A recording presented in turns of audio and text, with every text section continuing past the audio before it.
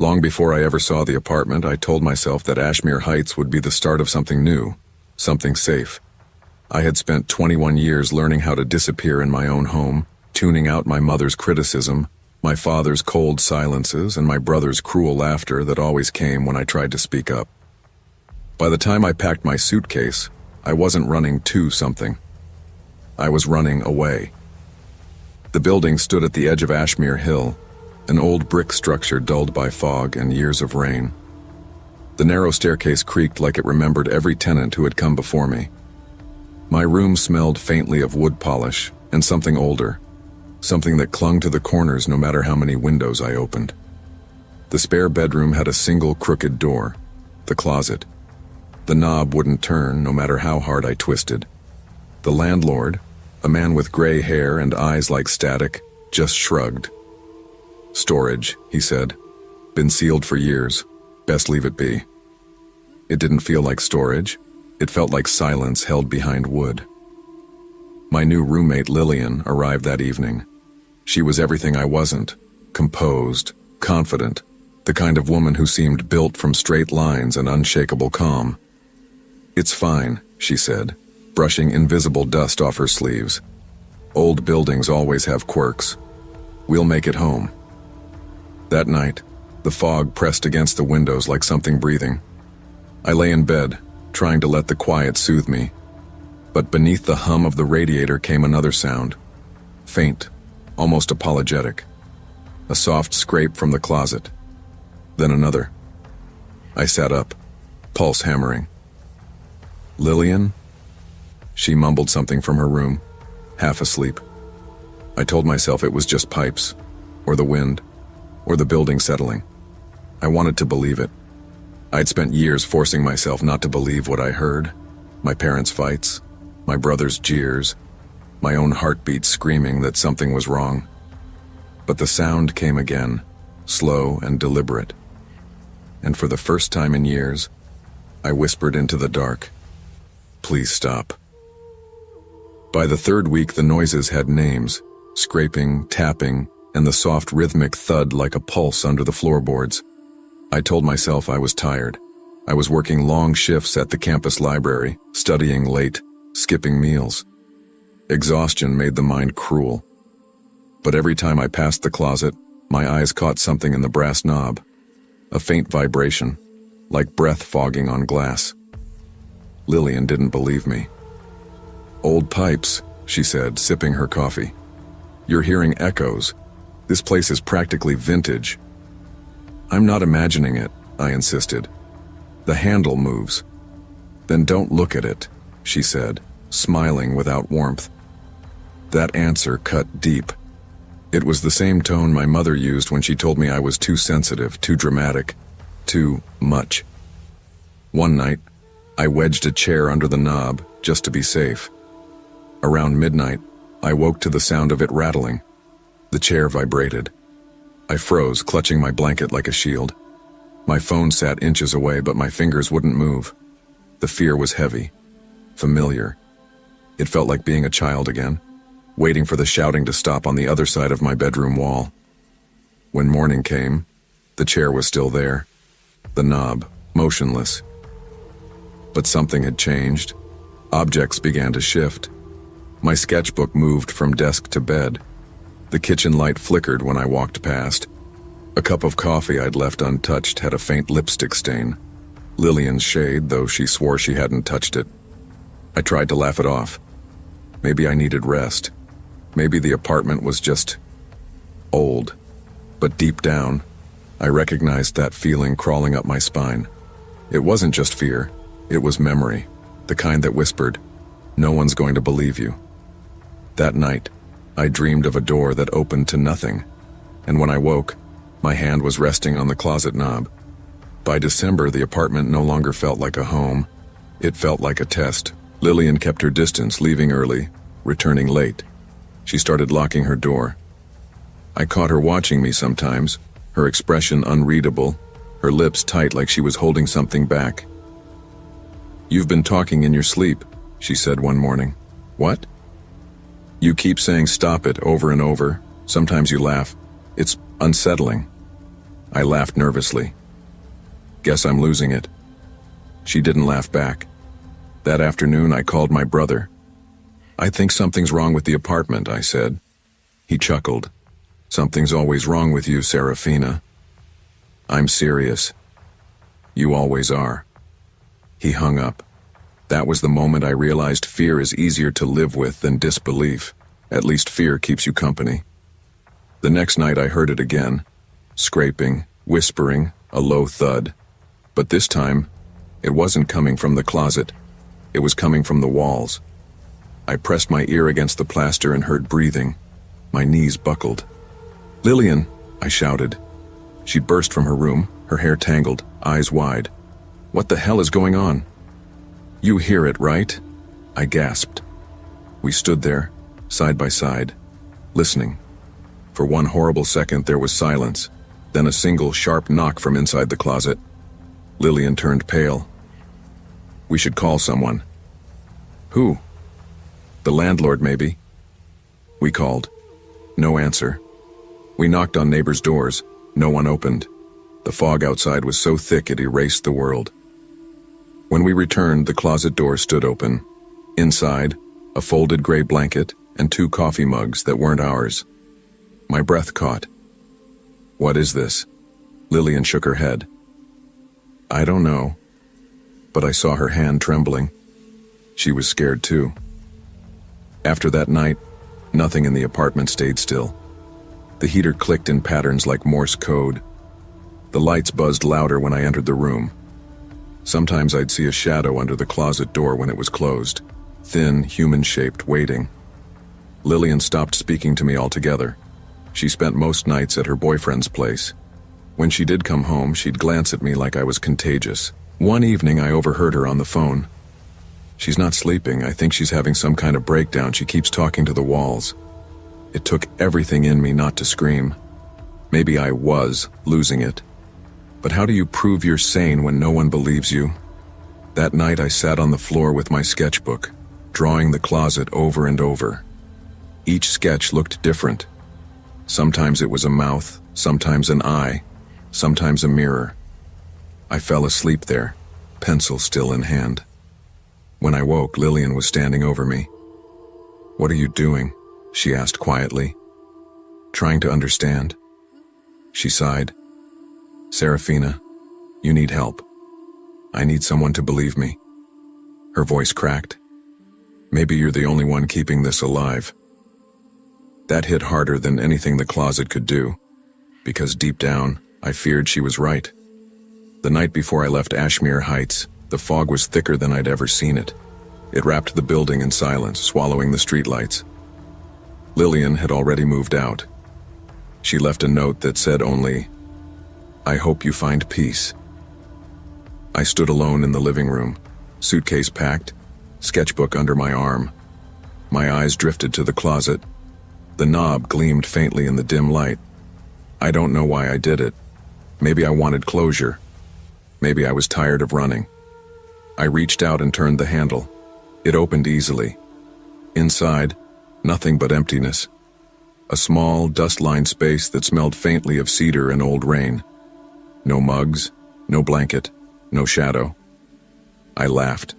I laughed until I cried, until my knees gave out and my breath came in short, shaking bursts. There had never been anything there.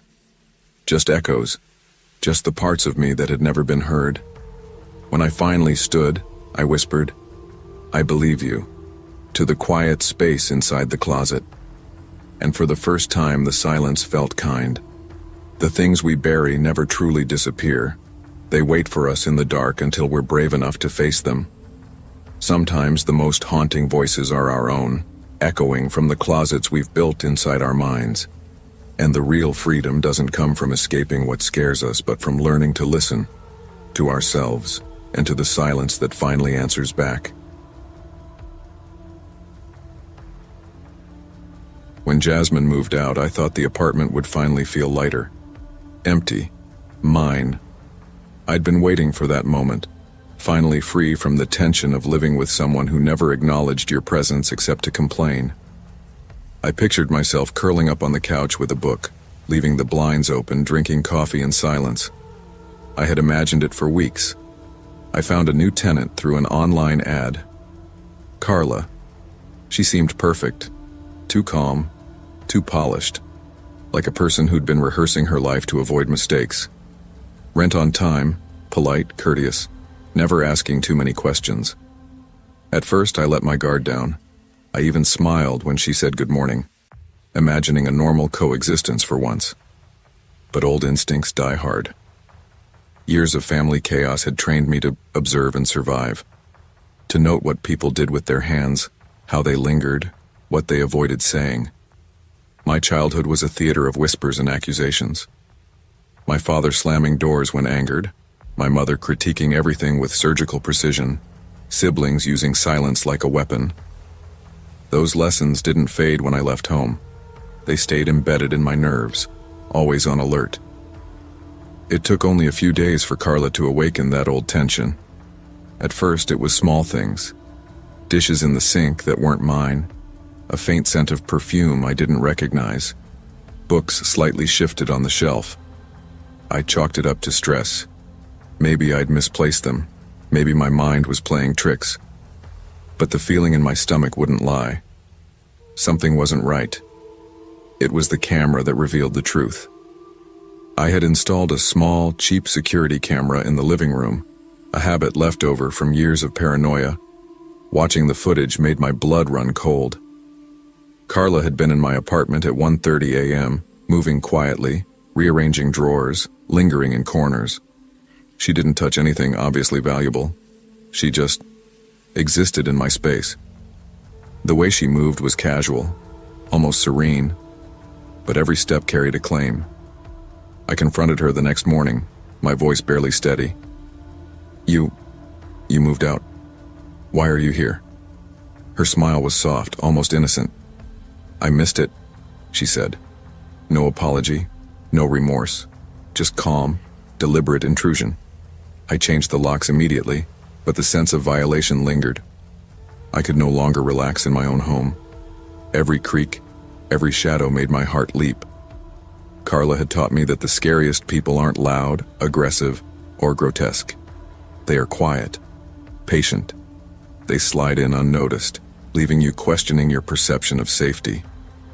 Days bled into nights. I stopped staying at the apartment for more than a few hours at a time.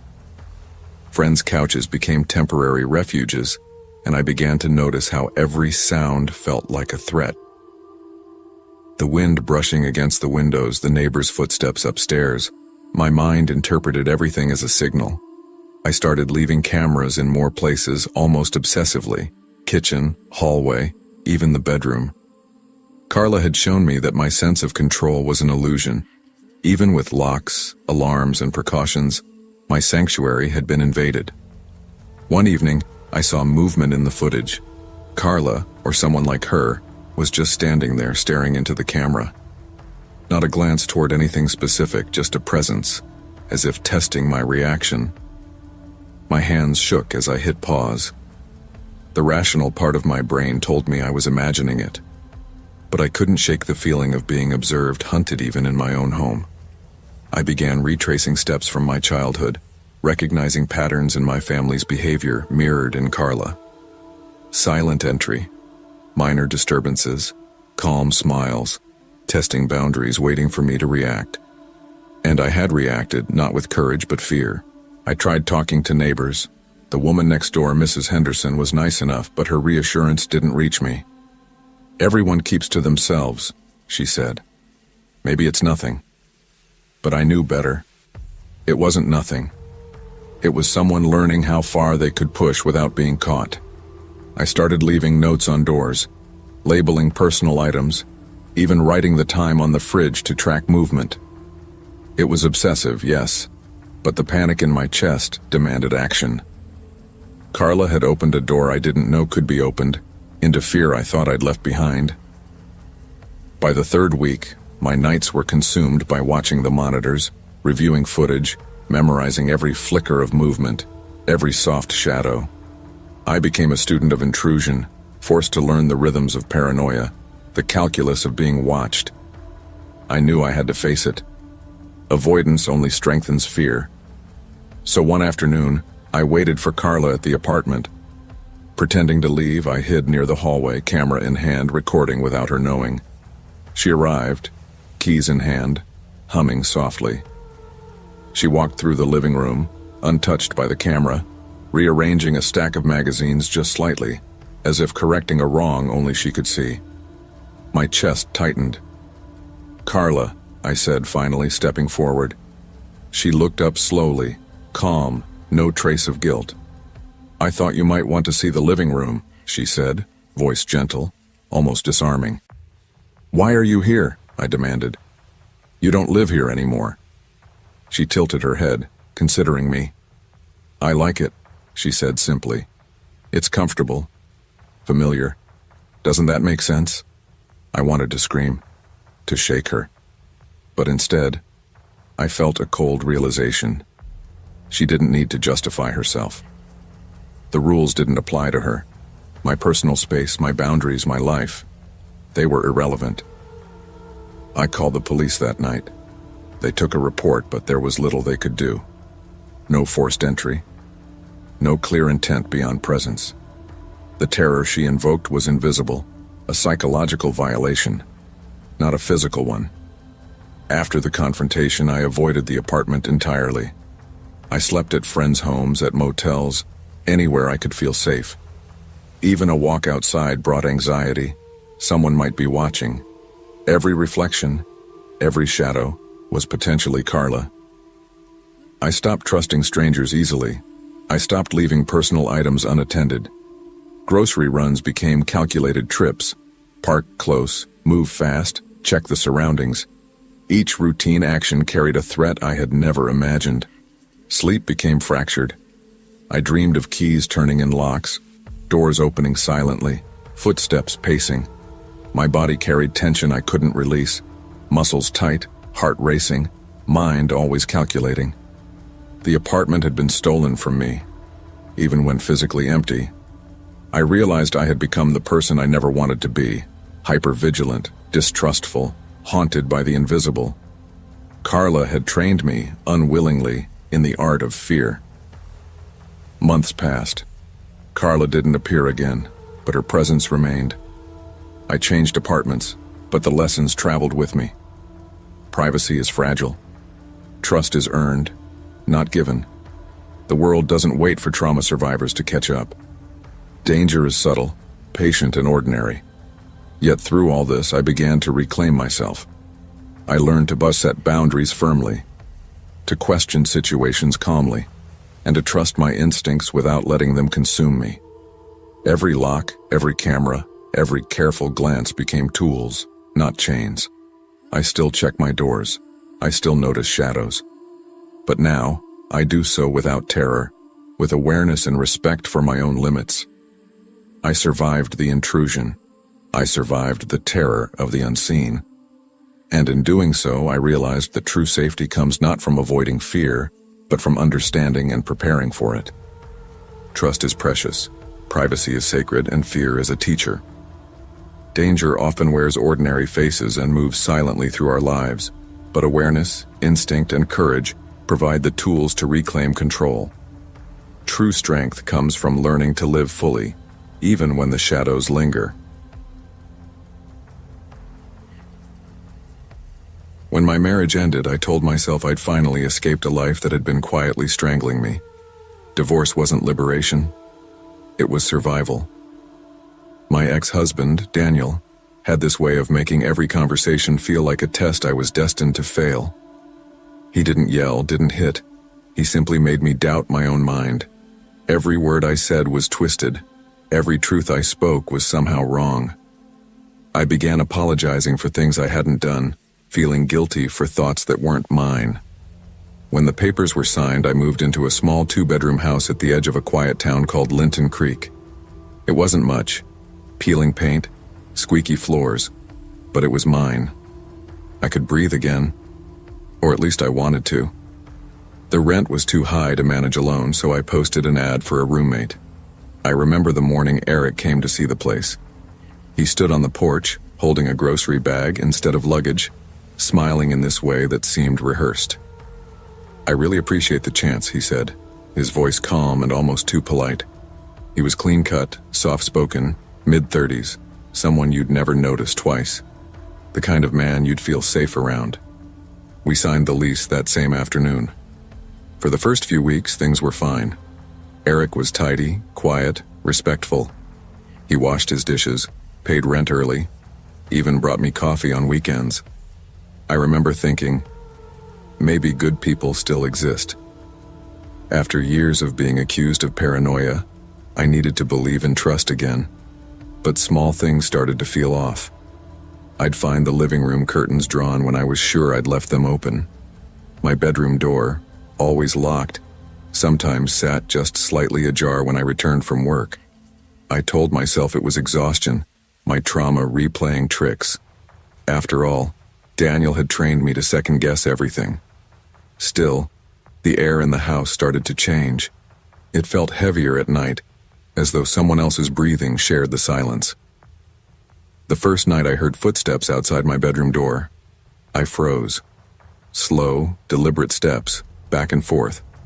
I lay there holding my breath, eyes on the narrow crack under the door. A shadow drifted past. Twice. I wanted to believe it was the house settling, maybe Eric getting a glass of water, but the steps stopped right at my door and stayed there for nearly a minute. The sound of breathing, steady, calm, listening. I told myself not to move. If I stayed still, maybe it would pass. And when it finally did, I couldn't sleep for the rest of the night. The next morning, Eric was making breakfast as if nothing had happened. "You look tired," he said, smiling faintly. "Rough night?" I hesitated. "Did you get up last night?" He looked confused, maybe amused. "No. Why? You hear something?" I studied his face, searching for any flicker of guilt. Nothing, just calm, bland politeness. "I thought I heard footsteps," I said carefully. He shrugged. "Old houses make weird noises." That was it. No defensiveness, no over-explaining, just dismissal. The same kind of quiet control Daniel had perfected, where you start to wonder if maybe it really was in your head. For a while, I tried to convince myself of that. But then I started noticing new details. My shampoo running out faster than usual, the faint smell of my perfume in the hallway, though I only wore it when I went out. A hairbrush moved slightly from where I'd left it. Tiny, intimate signs that someone had been close. One night I stayed late at work just to test something. When I came home, the lamp in my room was on. I hadn't turned it on that morning. Eric was sitting on the couch, reading. "You get off early?" he asked, eyes never lifting from his book. "No," I said slowly. "Just wanted to come home." He nodded. "I made extra pasta if you're hungry." His tone was warm, almost brotherly, but his eyes didn't match. They were too still, too controlled. That night I locked my bedroom door for the first time. I told myself it was a precaution, nothing more. But locking the door didn't make the feeling go away. It only made the silence louder. Then came the muddy footprints, one morning, leading straight to my bed. My stomach turned cold. I called the locksmith that afternoon and changed the locks without telling Eric. That night, he knocked softly on my door. "I noticed the locks are new," he said through the wood. "Yeah," I replied. "Needed an upgrade." A long pause. Then, in a voice almost tender, "Good. Safety is important." When his footsteps faded, I sat awake till dawn, staring at the door, wishing I had the strength to leave. I needed evidence, something tangible to prove I wasn't losing my mind. So I bought a cheap motion sensor camera from a hardware store and set it up in the corner of my room facing the door. I told myself I was being smart, not paranoid. That first night I barely slept. Every creak made my pulse jump. But morning came quietly. The camera light blinked red, recording done. I made coffee before watching the footage, convincing myself it would be empty, that I'd overreacted again. When the video loaded, I almost dropped my mug. At 2:47 a.m., my bedroom door opened. Slowly, Eric stood in the doorway, motionless, watching me. He didn't move for 20 minutes. Then he smiled, barely, and left. I replayed it 3 times before my body caught up with my brain. I felt sick, violated. My skin crawled. That evening, I confronted him. "Eric," I said, holding my phone like a weapon.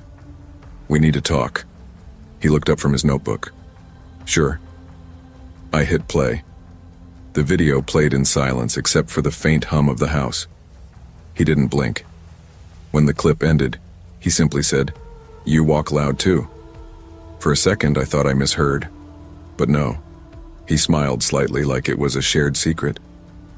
"You walk loud too," he repeated softly, then turned back to his writing.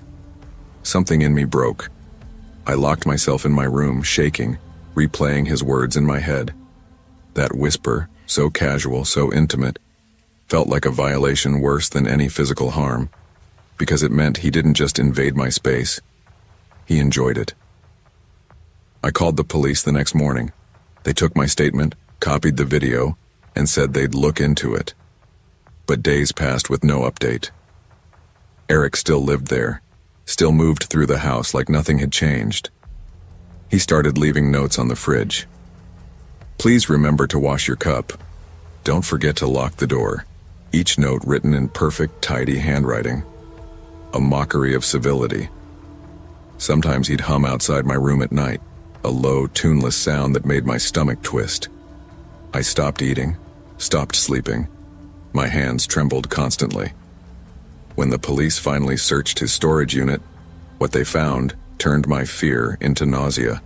Hundreds of photos, me sleeping, cooking, reading, taken through cracks in the door, windows, even the vents, my toothbrush, my shoes, my bed. The officer said, "He's been watching you for months." They arrested him that afternoon, but the damage was done. That night I stayed at a hotel. I thought the silence would comfort me, but instead, it roared. Every sound felt like a footstep, every flicker of light like someone watching. Even after they told me Eric would be facing charges, I couldn't stop checking corners, mirrors, doors. My body refused to believe safety existed anymore, because it wasn't just Eric. It was Daniel. It was my father. It was every man who had taught me that silence was safer than speaking. Months later, I moved into a new apartment in another city. The windows faced the street, full of noise and light. No more darkness pressing in. I told myself this time would be different, but habits die hard. I still check the locks twice. Still sleep with my phone recording. Still wake at 3 a.m., heart pounding, waiting for footsteps that never come. Therapy helps, a little. My therapist says trauma lives in the body, that even when the danger is gone, your nerves don't know the difference. Sometimes I dream of Eric's voice, that whisper. "You walk loud, too." Other times I dream of Daniel saying, "You're overreacting." They blend together until I can't tell which fear belongs to which man. But there's progress. I've started talking back to the shadows. "Not this time," I say out loud when my mind starts spinning. "You don't get to live here anymore." It doesn't always work, but sometimes it does. And I think that's what healing looks like. Not forgetting, but surviving in spite of memory. Fear doesn't always come from monsters in the dark. Sometimes it comes from people who smile while taking your power piece by piece. But survival isn't silence. It's learning to speak even when your voice shakes. Because the real horror isn't being watched. It's believing you deserve to be. When I moved to the city, I was searching for stability, a quiet corner of life where I could finally breathe. I had spent years under my parents' strict scrutiny, where mistakes were never forgiven and love always came with strings. My father, a rigid surgeon, measured worth in precision and success, and my mother wielded perfection like a weapon. My siblings thrived in that environment, but I learned early to hide my panic, to perform flawlessly, to stay silent when the world felt like it was scrutinizing me. Those lessons became survival tools, though I never realized how vulnerable they made me to others until much later. So when I found the apartment on the third floor of a modest brick building in a quieter part of town, I thought I had found my sanctuary.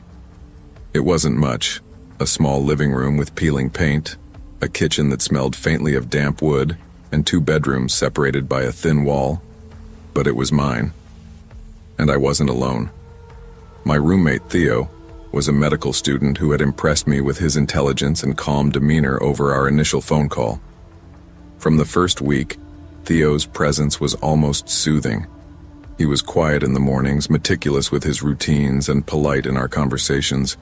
We shared meals occasionally, often talking about human behavior, psychology, and medical curiosities. He seemed harmless, intellectual, almost charming. But there was something subtle that unsettled me. An intensity behind his eyes, a precision that didn't belong to casual study. I brushed it off, telling myself it was just my imagination, leftover caution from years of parental oversight. I like to observe people quietly, to notice without being noticed. Perhaps I was simply projecting my own habits onto him. It wasn't until the second week that small oddities started to appear. At first they were minor. A sour smell in the kitchen, dishes left out longer than normal, milk curdled at the back of the fridge.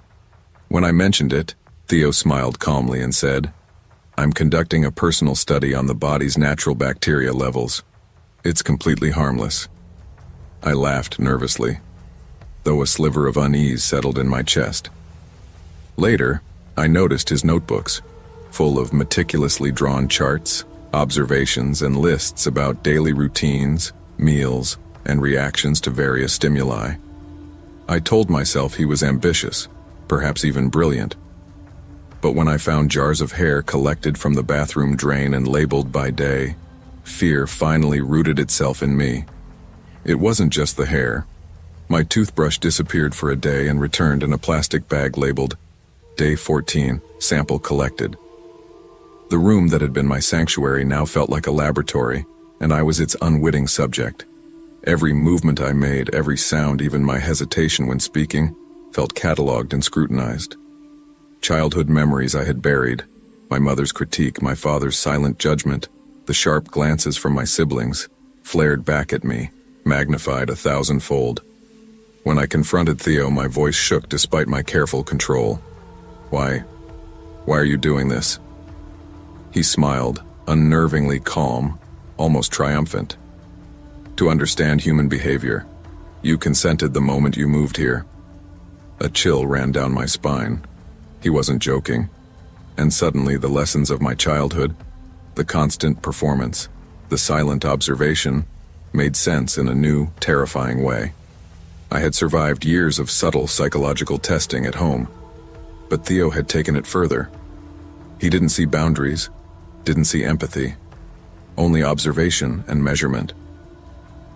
That night, I lay awake in my small bed, staring at the ceiling, listening to the faint hum of the refrigerator, wondering how someone could be so calm while violating trust so completely.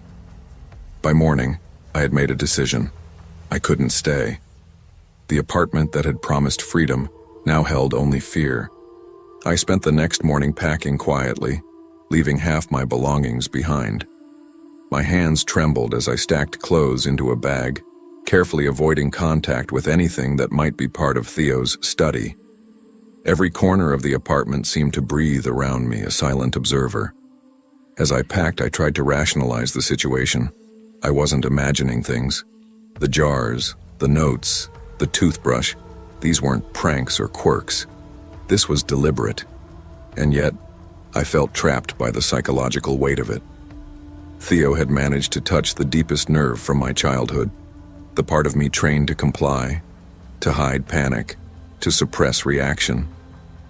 A week earlier, I had jokingly mentioned to a friend about moving in with someone like a mad scientist, and she laughed. I wanted to laugh now too, but the humor was gone, replaced by a gnawing sense of violation. I remembered the night I first saw the labeled jars and realized he had been watching me for days, perhaps weeks, before I even noticed. The thought of how much he knew, the subtle changes in my expression, the brief flickers of hesitation, the way I fidgeted when anxious, made my stomach churn. He had studied me the way a biologist studies a specimen under a microscope. I was not a roommate. I was an experiment. When I confronted him, he had not even flinched. His smile was calm, patient, and he spoke with certainty. "You consented," he said. It echoed in my mind. Consent. Had I really consented by simply existing in his presence? The ambiguity was unbearable. I thought back to my childhood. My mother measuring success in numbers, grades, and behaviors. My father correcting every misstep, often in silence. Theo had mirrored that upbringing in its most terrifying form, without the familial love to soften it. This was pure observation, pure testing, stripped of compassion. By midday, I had loaded enough belongings into a borrowed car to leave immediately.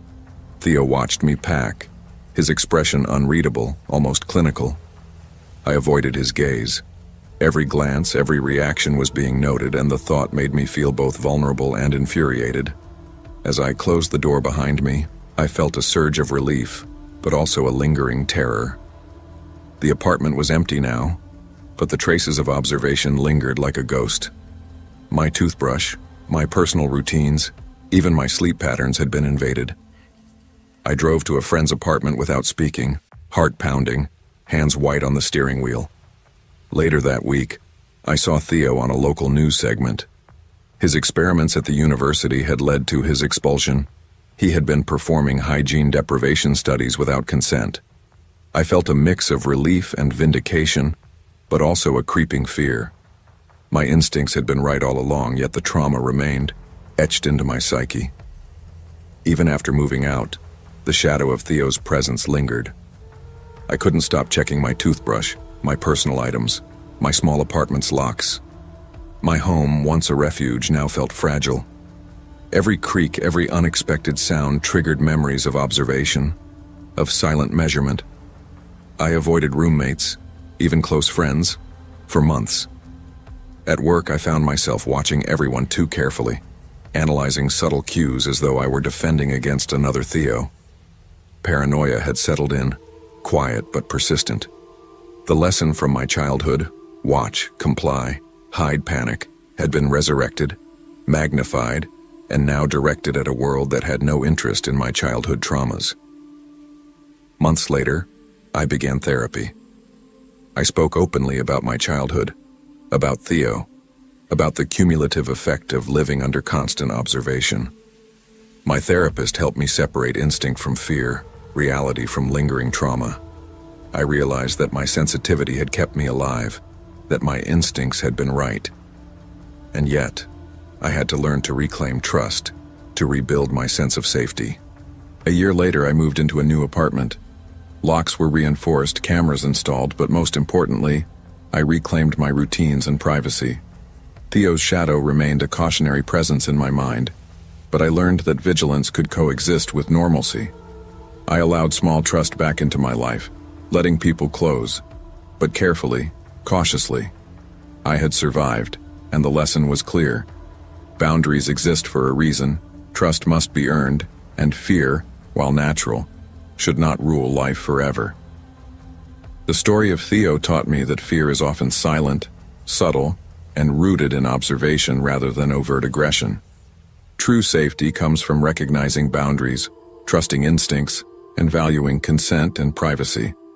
Trauma may linger, but awareness, vigilance, and self-respect are the tools to reclaim control over one's life.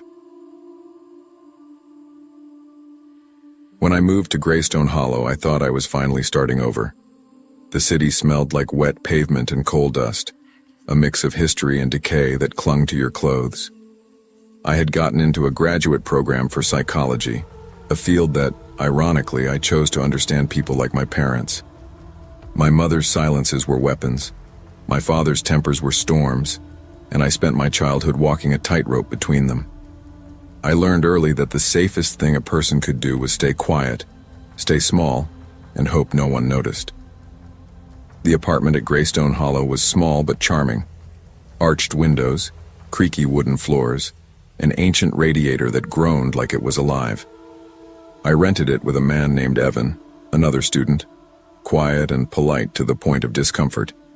His hair was always perfectly combed, his shirts crisp even when wrinkled. He smiled when spoken to but never asked questions, and his door was always locked, even when he was home.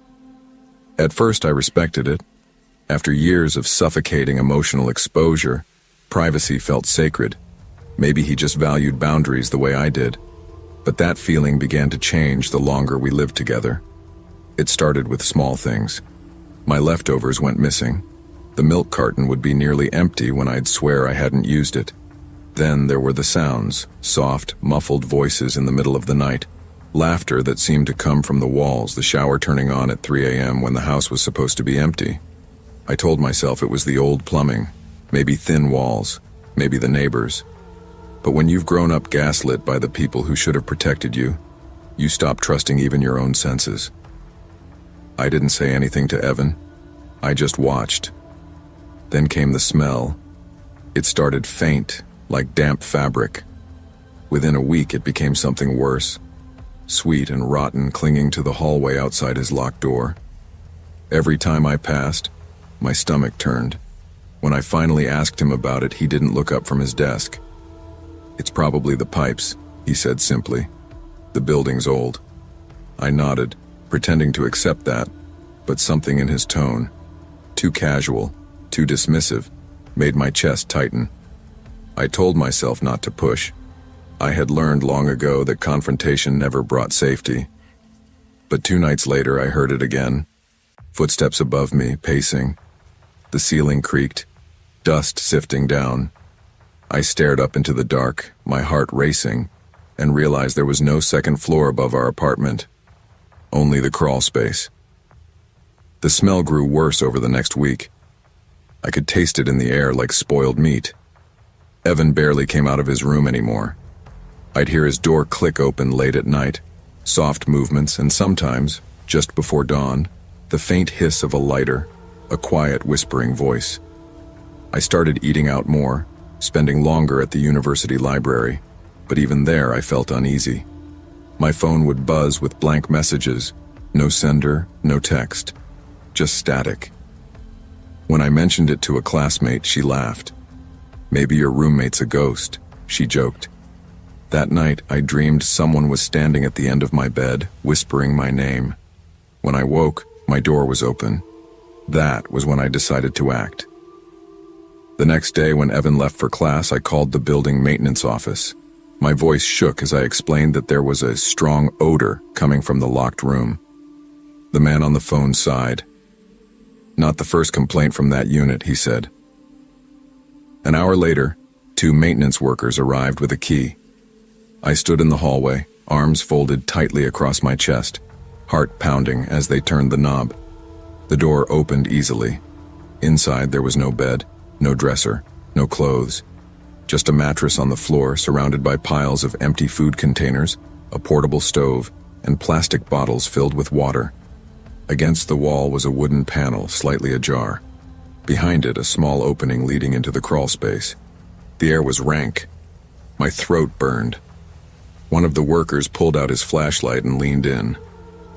"Jesus Christ," he muttered. "There's another mattress up here." Something inside me froze. That night I sat on the couch, trembling. Evan didn't come home. The landlord called me the next morning, voice tight. "Your roommate's been evicted. Don't worry, he won't be coming back." But that didn't make the apartment feel safer. If anything, it felt worse, like something had been disturbed and left unfinished. Days passed. I tried to move on, to study, to sleep, but I couldn't shake the feeling that someone, or something, was still there. Every creak in the ceiling made me jump. Every draft from the vent felt like breath. The landlord had locked the crawl space, but I still caught faint sounds at night. Shifting, scraping. I told myself it was rats, or wind, or stress. But deep down, I knew better. One evening, I came home to find the window above the couch open. I never opened it. There were muddy handprints on the sill, faint but visible, My body went cold. I called the police, but they found nothing. Old buildings attract drifters, the officer said, half apologetic. Just keep your windows locked. That night I slept on the floor by the door with a kitchen knife in my hand. When I told my mother about it over the phone, she sighed. You always overreact, Natalie. You need to stop imagining danger everywhere. It was the same tone she'd used when I was a child, when I told her about the noises in my closet, about Dad's quiet rages behind closed doors. I hung up before she could finish her sentence. I was done being told I was imagining things. A week later, while I was sketching by the window, I heard it again.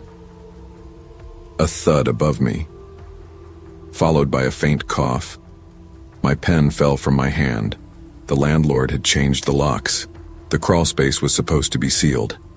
I climbed onto a chair and pressed my ear to the ceiling. Silence. Then another thud, closer this time. I called the landlord immediately. He didn't answer. I texted, "There's someone up there." No reply. Finally, I grabbed my flashlight and climbed onto the counter to reach the ceiling hatch. My hands shook so badly I nearly dropped the light. The latch came undone easily, as though it had never been locked at all. When I pushed the panel open, a gust of cold, foul air hit me, and there it was, the second mattress, filthy and torn, with piles of trash beside it. The smell was unbearable. No one was there, but the bedding was still warm.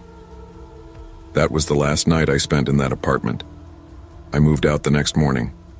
The landlord refunded part of my deposit and avoided eye contact.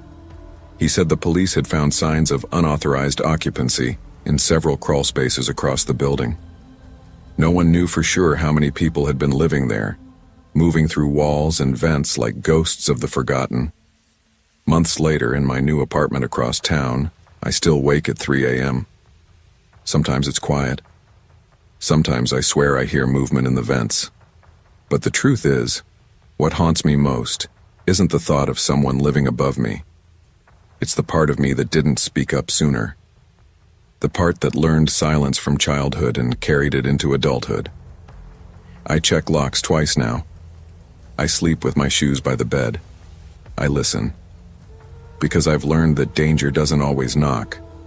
Sometimes it moves in quietly, eats your food, breathes your air, and waits for you to convince yourself it isn't real. Sometimes the walls we build for protection become the ones that trap us. Ignoring fear doesn't make it disappear. It only gives it space to grow. And in a world full of hidden rooms and quiet dangers, believing yourself is the first act of survival. When I first moved to Chicago, I told myself I was starting over. No more walking on eggshells. No more rooms that felt like interrogation chambers. No more pretending not to hear the way my mother's voice could cut glass, or my father's silence could flatten my chest. I was 24, fresh out of college, with one suitcase, a second-hand laptop, and a job offer that barely covered rent. But that didn't matter. I just wanted peace. The Craigslist ad read, "Room available, $600 a month, quiet neighborhood, no pets, no drama." It sounded like exactly what I needed. The man renting it out was named Vince. Mid-30s, calm voice on the phone, even offered to pick me up from the train station. When I first met him, he looked ordinary. Plain black hoodie, jeans, a short beard. The kind of guy you'd forget walking past on the street. That felt safe to me. Ordinary felt safe. The apartment itself was neat. 2 bedrooms, 1 bathroom, open living space, lots of plants. I asked about the previous tenant, and Vince just said, she moved out suddenly, had family stuff. I didn't think much of it. I was too busy convincing myself that this was my reset button. The first few weeks were fine. Vince worked nights as a freelance investigator, or so he said. He paid rent in cash envelopes, cooked sometimes, and mostly kept to himself. When he was around, he was polite, borderline overly polite, always asking, "You feel safe here?" Or, "Everything okay with the locks?" It felt caring at first. After a childhood where no one asked how I felt, it was nice to be seen. Until the night I found the camera. It was late, I couldn't sleep. My ceiling light flickered. I stood on a chair to twist the bulb. and saw the faint red dot inside the smoke detector. I froze. A camera lens, tiny, hidden, pointed directly at my bed. I climbed down slowly, hands shaking. Maybe it was nothing. Maybe it wasn't even his. But the next morning when I asked, "Hey, what's with the camera and the detector?" Vince didn't even flinch. He just said calmly, "It's for safety. Buildings had break-ins." "Then why is it in my room?" I asked. He smiled. "You can't be too careful." That's when something inside me, something old, the part of me that remembered every time I'd been gaslit as a kid, started to hum with warning. But I told myself not to overreact. I couldn't afford to move again, and I wanted to believe that I wasn't in danger. The longer I stayed, the smaller the apartment felt. I started noticing things, drawers slightly open when I swore I'd closed them, messages on my phone that disappeared before I could reread them, a faint smell of cologne in my room when I came home early. Every time I brought something up, Vince had an answer ready. "You must have imagined it," he'd say softly. "You've been stressed lately. You know, trauma can make people see patterns that aren't there." He said those words like he cared, like he was helping me see reason. And I hated that it worked. Then came the laundry incident. I caught him one evening standing near the washing machine, holding one of my shirts, just holding it, like he was studying the fabric. He looked up and smiled. "Some stains tell stories, you know?" "What does that even mean?" I asked, my voice tight. He shrugged. "Just an observation." That night I locked my bedroom door for the first time. The next morning the lock was broken. I started eating out more, staying at work late, pretending everything was fine. But the paranoia clung to me like smoke. One evening I came home to find my laptop open, my emails all unread. "I was updating your antivirus," Vince said. "You really should thank me." "Don't touch my stuff," I snapped. His expression hardened for the first time. "I'm trying to protect you," he said, voice low. "Someone's stalking you online." My stomach turned cold. "What are you talking about?" He stepped closer, phone in hand. "They've been watching you, sending messages. You think I don't see what they're doing? I'm the only one keeping you safe." I backed away slowly. "Show me the messages." He didn't. He just stared, eyes calm, voice steady. "You wouldn't understand." That night I barely slept. Every creak sounded like footsteps, every shadow like him standing at my door. I started planning my escape. I waited until he left for work. I packed quietly, just essentials, cash, and my laptop. But before I could reach the door, my phone buzzed. "Vince. You're leaving, aren't you?" My blood went cold. Cameras. There had to be more of them. I didn't respond. I just ran. Halfway down the stairwell, I heard his footsteps behind me. Calm, measured, like he wasn't even trying to hide. "You don't have to be afraid," he said softly. "I'm not the enemy." I kept running. The street outside felt like freedom, until I realized I didn't have anywhere to go. No family I trusted, no friends who wouldn't call me dramatic. So I checked into a cheap motel and shut my phone off. 2 days later, a detective called from a blocked number. "Miss, you rented a room from a man named Vincent Hale." My voice barely worked. "Yes. We've been investigating him for digital crimes, extortion, surveillance, identity theft. You might want to come in."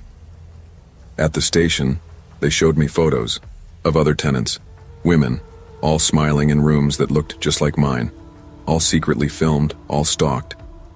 My stomach turned when I saw the file names. Client 01, Client 02. He'd been selling everything. They arrested Vince that week. I watched the news clip on my phone. Private investigator arrested for stalking and exploiting tenants.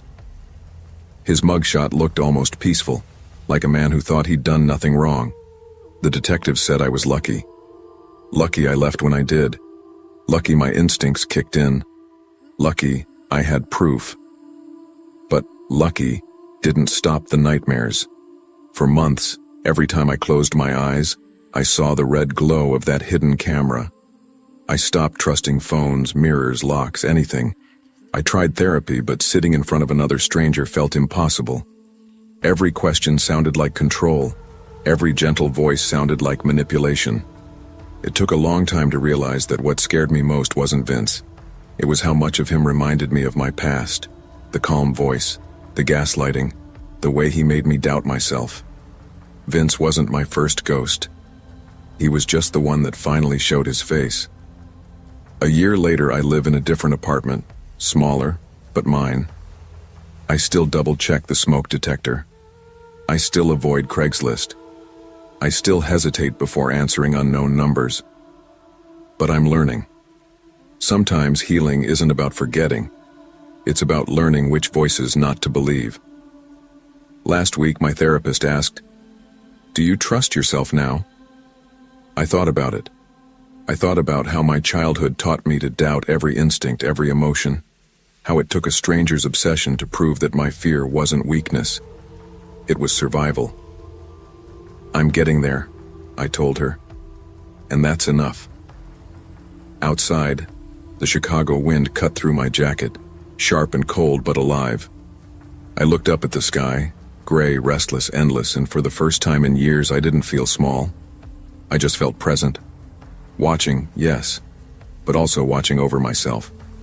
Trust is powerful, but it can be dangerous when we give it to the wrong people. True safety begins not with walls or cameras, but with listening to our instincts, especially when others try to silence them.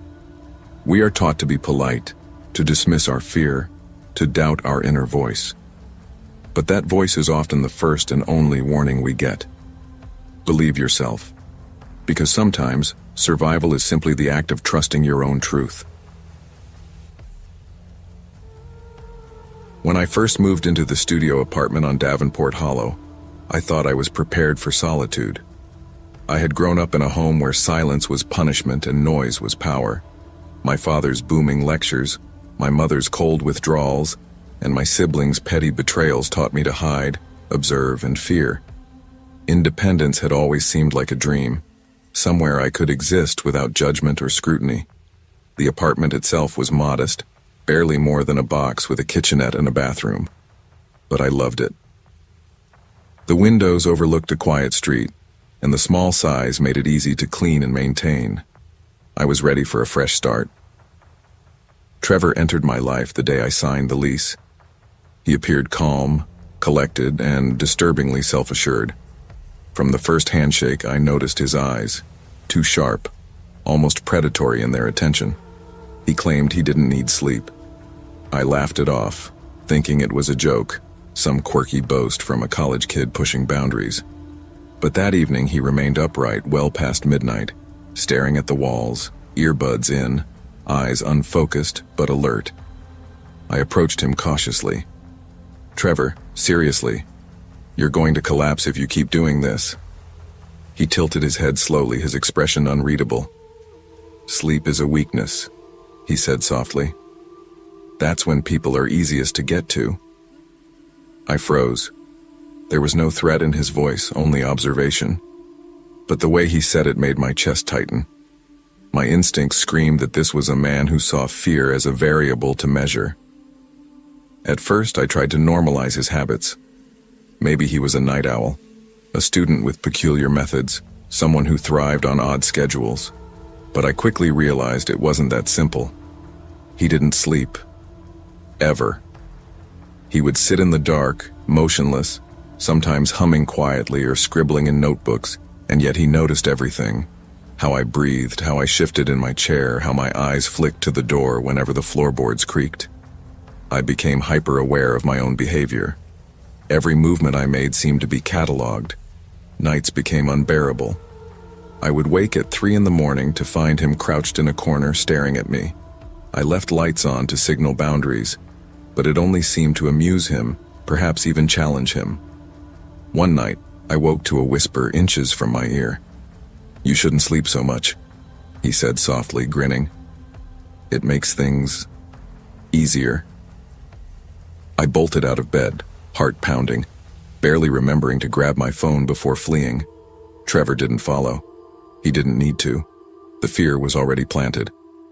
The days after that night were worse than the encounter itself. I became a ghost in my own home. I tiptoed around the apartment, measured every gesture, and avoided sitting where he could see me. Conversations with him became tense, mechanical. "Can you maybe go to your room?"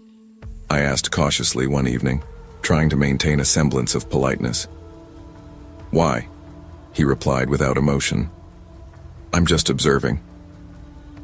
I clenched my fists, remembering all those years of watching my father's face for signs of disapproval, my mother's eyes for silent withdrawal, my siblings' smirks when I stumbled. Trevor was like all of them, distilled into one unnerving figure. But unlike my family, I had no escape plan. He began subtle manipulations. Lights were slightly dimmed when I returned home. My coffee cup was moved an inch to the left. He hummed certain patterns at unpredictable times. The environment itself became a psychological trap, a constant reminder that I was never alone in my home. I tried talking to friends seeking reassurance. "He's just weird," one said. "He probably doesn't even realize he scares you." But I knew better. My instincts screamed that this was intentional. The presence of someone who never rested, who existed in the shadows observing silently, was unlike anything I had experienced, even in the volatile environment of my childhood. The turning point came when I noticed my toothbrush missing, then returned wrapped in a napkin with small notes scribbled on it. Day 3, reaction logged. My stomach lurched. This wasn't harmless eccentricity. This was an experiment, and I was the subject. By the 3rd week, I couldn't breathe in my own apartment. Every creak, every faint sound sent spikes of adrenaline through me. Trevor was always awake, always watching, and I began calculating his movements before I even walked into a room. One evening, I confronted him directly. "Trevor, what you're doing, it's not normal. You can't just watch people like this. You're violating boundaries." He smiled, calm, unnerving. "Boundaries exist to be tested. Fear is useful. It teaches. You should be grateful for the lesson." Grateful. The word hit me like a punch. This was my life he was turning into an experiment. The lessons of my childhood, silent observation, controlled panic, measured reactions, had prepared me for discipline, not predation. That night I packed hurriedly. My hands shook as I shoved clothes into a bag. My heart raced, not just with fear, but with the adrenaline of finally reclaiming control. I left most of my possessions behind, knowing that the apartment had been compromised and that my presence had fueled his study. When I returned 2 days later, the studio was empty. Trevor had vanished completely, leaving no trace, no bed, no clothing, no notebooks. It was as though he had never existed. The experience mirrored patterns from my childhood. Absence used as a tool, silence wielded to instill anxiety, and unpredictability shaping behavior. I tried to rationalize it. Maybe he had simply left. But the uncertainty gnawed at me. Every shadow, every whisper in a quiet room became a potential observation. The trauma of being watched, of having my private life cataloged, lingered. Even months later, I found myself checking corners before sleeping, listening for sounds that weren't there, imagining eyes on me in every reflective surface. The lessons from my childhood, hyper-awareness, vigilance, had been amplified by an adult predator who mirrored the psychological patterns I had learned to survive. Time slowly helped, but only partially. Therapy and support from friends allowed me to process the fear, separating realistic threats from lingering paranoia. I moved into a new apartment, one where I could control my environment. Locks were reinforced, blinds replaced, routines adjusted. Yet I carried the memory of Trevor, of sleepless observation, of calculated fear, as a permanent caution. I learned that survival is not just physical, it's psychological. Awareness, vigilance, and boundaries are not weaknesses, they are tools to navigate a world where some people exploit others' vulnerabilities. The experience left a mark, yes, but also a lesson. Fear can exist silently, without a shout or a strike. The true terror is observation, the quiet invasion of trust. And surviving it requires not only fleeing, but learning to reclaim one's life with eyes open, instincts sharpened, and boundaries uncompromising. Fear doesn't always announce itself. Some threats are silent, subtle, and reflective of our own vulnerabilities. Trust instincts, protect boundaries, and value consent and privacy. Survival is not only escaping danger, it's reclaiming control over one's mind, space, and life.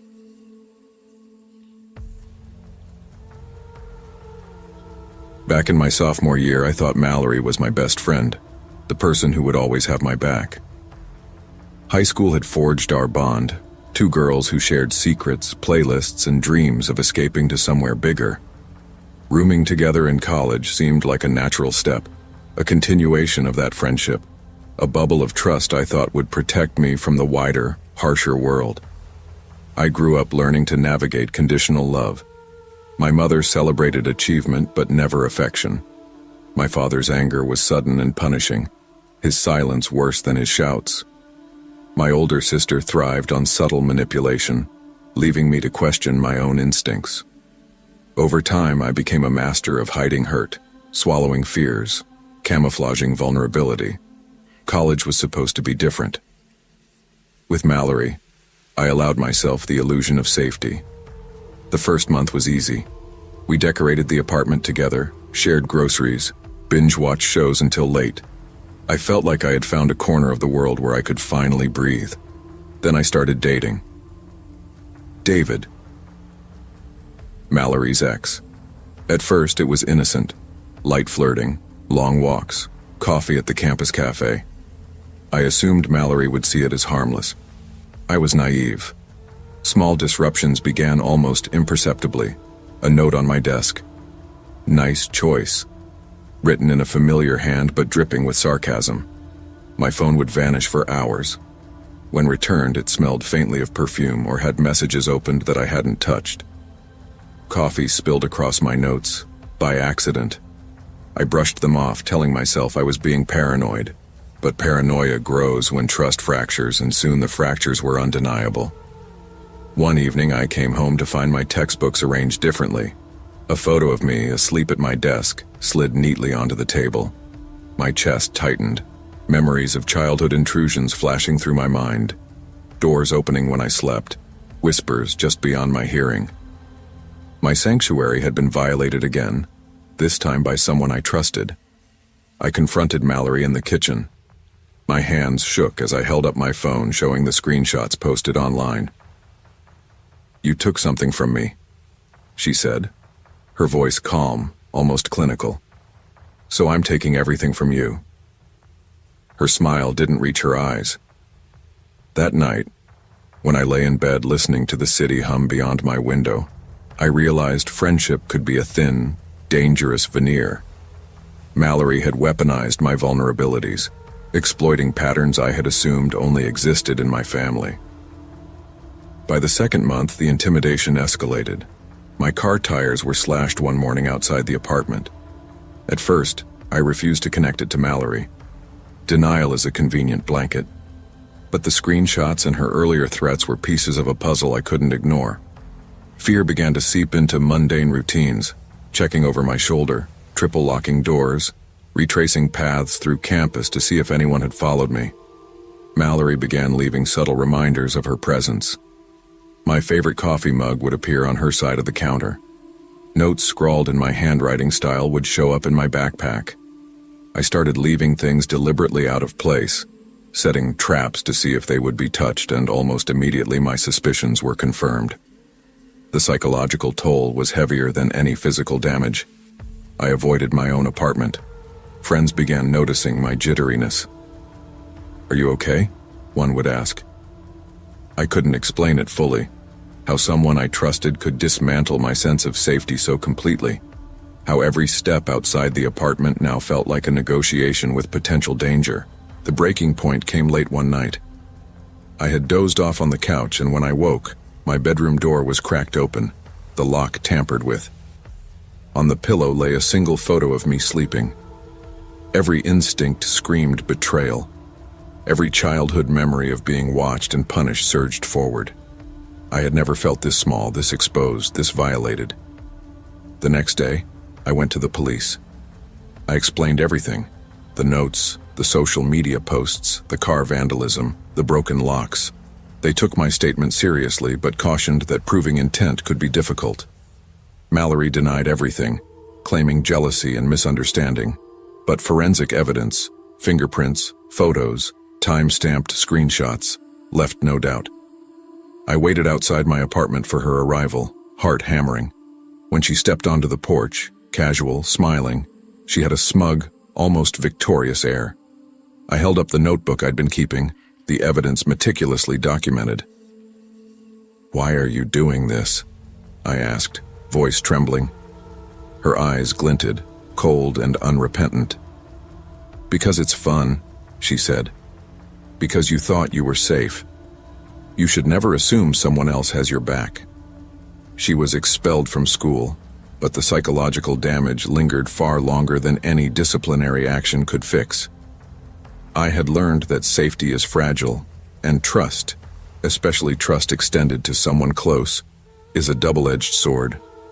I moved out of the apartment and changed routines, yet fear shadowed me like a second skin. Even in a new dorm, I double-checked locks, watched doors, questioned every casual gesture from new acquaintances. I documented unusual events in a notebook, a ritual that helped calm my panic but never fully erased the anxiety. Sleep was fractured. Every creak, every shadow, every whisper in the hall triggered a flashback. I began noticing patterns in others' behavior, small signs of manipulation or intrusion, and sometimes I reacted too quickly, calling friends unnecessarily, checking rooms twice, asking strangers questions that seemed odd. Yet each precaution reminded me that vigilance had saved me from further harm. I still saw Mallory in my mind, not physically, but as a cautionary figure, a representation of how easily trust can be exploited. Her actions had taught me an indelible lesson. The people closest to you can cause the deepest wounds. Months turned into years. The trauma faded, but lessons remained. I cultivated caution without letting fear dictate life. Friendships became more selective. I asked questions before trusting, observed before confiding. My apartment, once a trap, became a sanctuary again because I reasserted control. Locks, alarms, habits, but also mindset. I learned that safety is both physical and psychological. Sometimes I still pause before leaving for class, glance at the door, and feel a faint echo of the past. But now, I recognize it as awareness, not terror. The betrayal had shaped me, yes, but it had also strengthened me. I live cautiously, hyper-aware, but not paralyzed. The scars remain, reminders of how close trust and danger can coexist, but also of how resilience and vigilance can reclaim what was threatened. Betrayal can come from the people we trust most, exploiting vulnerabilities we thought were hidden. True safety and peace are not guaranteed, but they can be reclaimed through awareness, careful boundaries, and resilience. Trust wisely, but fear thoughtfully, and let experience guide, not dominate your life. I used to think silence was safety. Growing up, noise meant danger. Shouting slammed doors, my mother's cutting voice slicing through the house like a blade. She called it discipline, but really it was control. Every mistake I made, no matter how small, became a weapon she'd use later. If I forgot to wash a dish, I was lazy. If I questioned her tone, I was ungrateful. So I learned to stay quiet, to apologize before I was even accused. When I finally moved out at 26, it felt like I was stepping into air that didn't belong to me. The world felt too loud, too unstructured. I didn't know how to exist without someone watching, waiting for me to fail. I spent 2 years bouncing between tiny apartments and short-term roommates, always trying to find something that felt like peace. But peace was expensive, and loneliness was cheaper. That's when I found Maddie. through a housing app. Her message popped up on a Thursday afternoon. "Hey, I saw your listing. I'm looking for a quiet place, low drama. I'm super tidy and pay rent on time. Let me know if you're still looking." Something about the way she wrote, simple, friendly, unpretentious, made me respond right away. She showed up the next day to look at the place. She was maybe my age, late 20s, with shoulder-length auburn hair, and a smile that made you feel like you'd known her before. She carried a canvas tote and wore an oversized sweater that looked lived in. I remember thinking, she feels safe. She moved in 2 days later. The first week was easy. She was polite, kept her space clean, and even cooked dinner one night. Pasta with a creamy sauce she said she learned from her grandmother. We stayed up late, eating on the couch, talking about everything and nothing. She asked about my family, and when I said, "It's complicated," she didn't push. Just nodded and said, "Yeah, I get that." For the first time in years, I felt like I could breathe. 3 months passed like a soft blur. Maddie was easy to live with. She paid her share of bills early, watered my dying plants, and left me little notes on the fridge. Grabbed more milk, or "Don't forget your lunch." She was funny in small ways. She'd dance around the kitchen with a wooden spoon as her mic, or sit on the porch in her pajama pants, sipping coffee and narrating the neighborhood gossip like we were in a sitcom. One night she said, "You know, you're different. Most people keep walls up. You just trust." I laughed awkwardly. "That's probably not a good thing." She smiled. "It's rare. Don't lose that." We became close, not best friends, but something warm and easy. I told her about my mother, about how I'd never really learned how to relax. She listened without judgment. Then one weekend she said she was visiting her family upstate. She packed a small duffel, hugged me goodbye, and promised to be back by Tuesday. Tuesday came and went.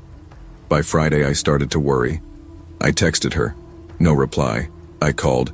Straight to voicemail. I checked her Instagram. The account was gone. By Sunday I couldn't take it anymore. I knocked on her door. Silence. My hands were shaking as I turned the knob. Her room was empty. Completely empty. No clothes. No toiletries. Even the bedding was gone. I stood there, heart pounding, trying to make sense of it. Had she moved out without telling me? Why? Then I noticed something. A small cardboard box under her bed. Inside were fake IDs, printed screenshots of social media profiles, and a copy of my driver's license. I sat on her floor, numb, flipping through the contents of the box. There were ID cards under different names: Madeline Graves, Elena Ward, Hannah Collins, each with her photo, slightly altered hair, different birthdays. There were documents, bills, addresses, credit applications. And there, among them, was my information, my name, my number, my address. A chill ran through me so deep I could hear my pulse. I whispered, "Who the hell are you, Maddie?" I took everything to the police station the next morning. The officer on duty listened, nodding, jotting things down on a clipboard. When I showed him the fake IDs, his brows furrowed. "Looks like identity theft," he said. "You did the right thing coming here." They ran her name, Madison Hale, the name she'd given me, and nothing came up. It was a ghost identity. Days turned into weeks. They couldn't trace her. Every alias led to another dead end. One detective finally said, "Whoever she is, she's done this before. People like that, they reinvent themselves. New names, new cities, hard to catch." I changed my locks, closed my bank accounts. For weeks I slept with the light on. At night, I'd hear phantom footsteps, creaks that sounded too deliberate. I'd wake up and swear I smelled her perfume, that faint vanilla scent she always wore. Every noise felt like a warning. Months passed and I tried to rebuild my routine. I started therapy, trying to untangle the fear Maddie left behind. My therapist, a calm woman named Dr. Green, said something that stuck with me. "She didn't just steal your information, she stole your sense of safety. You need to reclaim that." But it wasn't easy. I started getting mail addressed to Madeline Graves, credit card offers, insurance letters, even a hospital bill. Each one felt like a ghost note, reminding me she still existed somewhere, maybe even watching. I called the bank to flag the accounts, but deep down, I knew she was still out there, wearing someone else's name. One night I dreamed she came back. She was sitting at our kitchen table, smiling. "You missed me," she said. "You needed me to teach you this." I woke up sweating. After that, I started checking locks 3 times before bed. I deleted my social media. I even moved to a new apartment across town, smaller, older, but quiet. Sometimes I'd think I saw her face in crowds, at the grocery store, at the bus stop. A familiar tilt of the head, a flash of auburn hair. My heart would leap, but when I looked again, it was never her. Still, the fear never fully left. It just learned how to sit quietly beside me. Years later, I can finally talk about it without shaking. I've rebuilt, cautiously, new friends, new boundaries. When people ask why I live alone, I just say, I prefer it that way.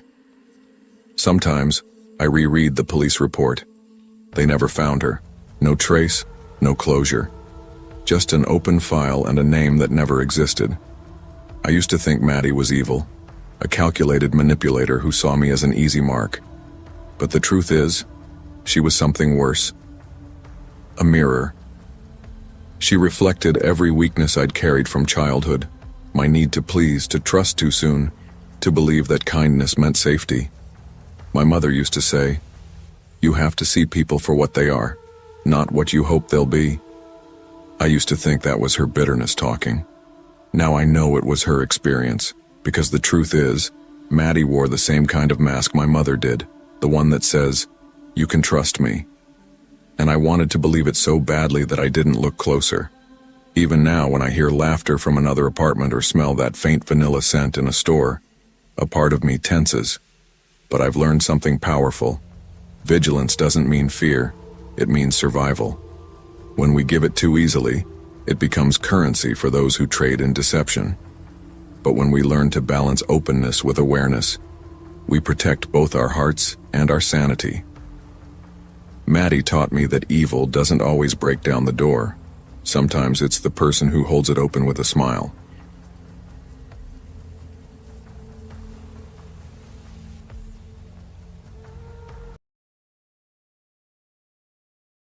I never thought of myself as someone who needed roommates to feel secure. When I first left community college, I bounced between apartments and part-time jobs, always landing on my feet. But in 2017, Chicago rent was climbing faster than my paycheck at the print shop could keep up with. So when my old classmates Eric and Melissa invited me to split a top-floor brownstone on North Sheffield Avenue, I said yes. David, a guy I knew through them, rounded out the trio. We were young professionals, barely out of school, scraping by but trying to play the part of adults. The brownstone was worn down but charming in its own crooked way. The stairwell smelled faintly of mildew after rain, and the radiators clanked like restless ghosts in winter. But we had space, a tiny deck with a view of the L tracks, and enough room to breathe. Rent was steep, though, so we posted an ad online for a 4th roommate. That's how Clara came into our lives. She seemed harmless enough when she arrived at our interview. 25, art student, messy blonde hair tucked under a knit beanie, clutching a portfolio case like it was armor. Her voice was soft, apologetic. "I just need a quiet place to focus," she said. She admitted her parents had cut her off, but Melissa, who carried her own scars from family rejection, was instantly sympathetic. Clara signed the lease 2 days later. At first, she was quiet to the point of invisibility. She spent hours sketching at the kitchen table, headphones in, as if she lived in another orbit. We welcomed the calm. In a house with 4 adults, silence was a gift. But small cracks appeared quickly. Dishes stacked up in the sink. Ashtrays appeared, even though smoking was forbidden inside. One night, Eric mentioned it, trying to be diplomatic. "Hey, could you maybe crack a window if you're gonna smoke?" Clara didn't blink. She just said, "I don't smoke." That answer stuck with me. Not because she denied it. People lie about smoking all the time. But because her face was utterly blank, like she truly believed her words even as the smell lingered on her clothes. It was the first moment I wondered if Clara was playing a different game than the rest of us. By November, she had a boyfriend, Ryan. He showed up one Friday night without introduction, lanky, hollow-eyed, chewing his fingernails raw. He barely spoke, just flopped on the couch and flipped channels while Clara sat beside him sketching in silence. He unnerved me instantly. One morning I found him in the kitchen staring at a family photo I'd left on the counter. He smirked and said, "You look different in pictures. Softer. Vulnerable."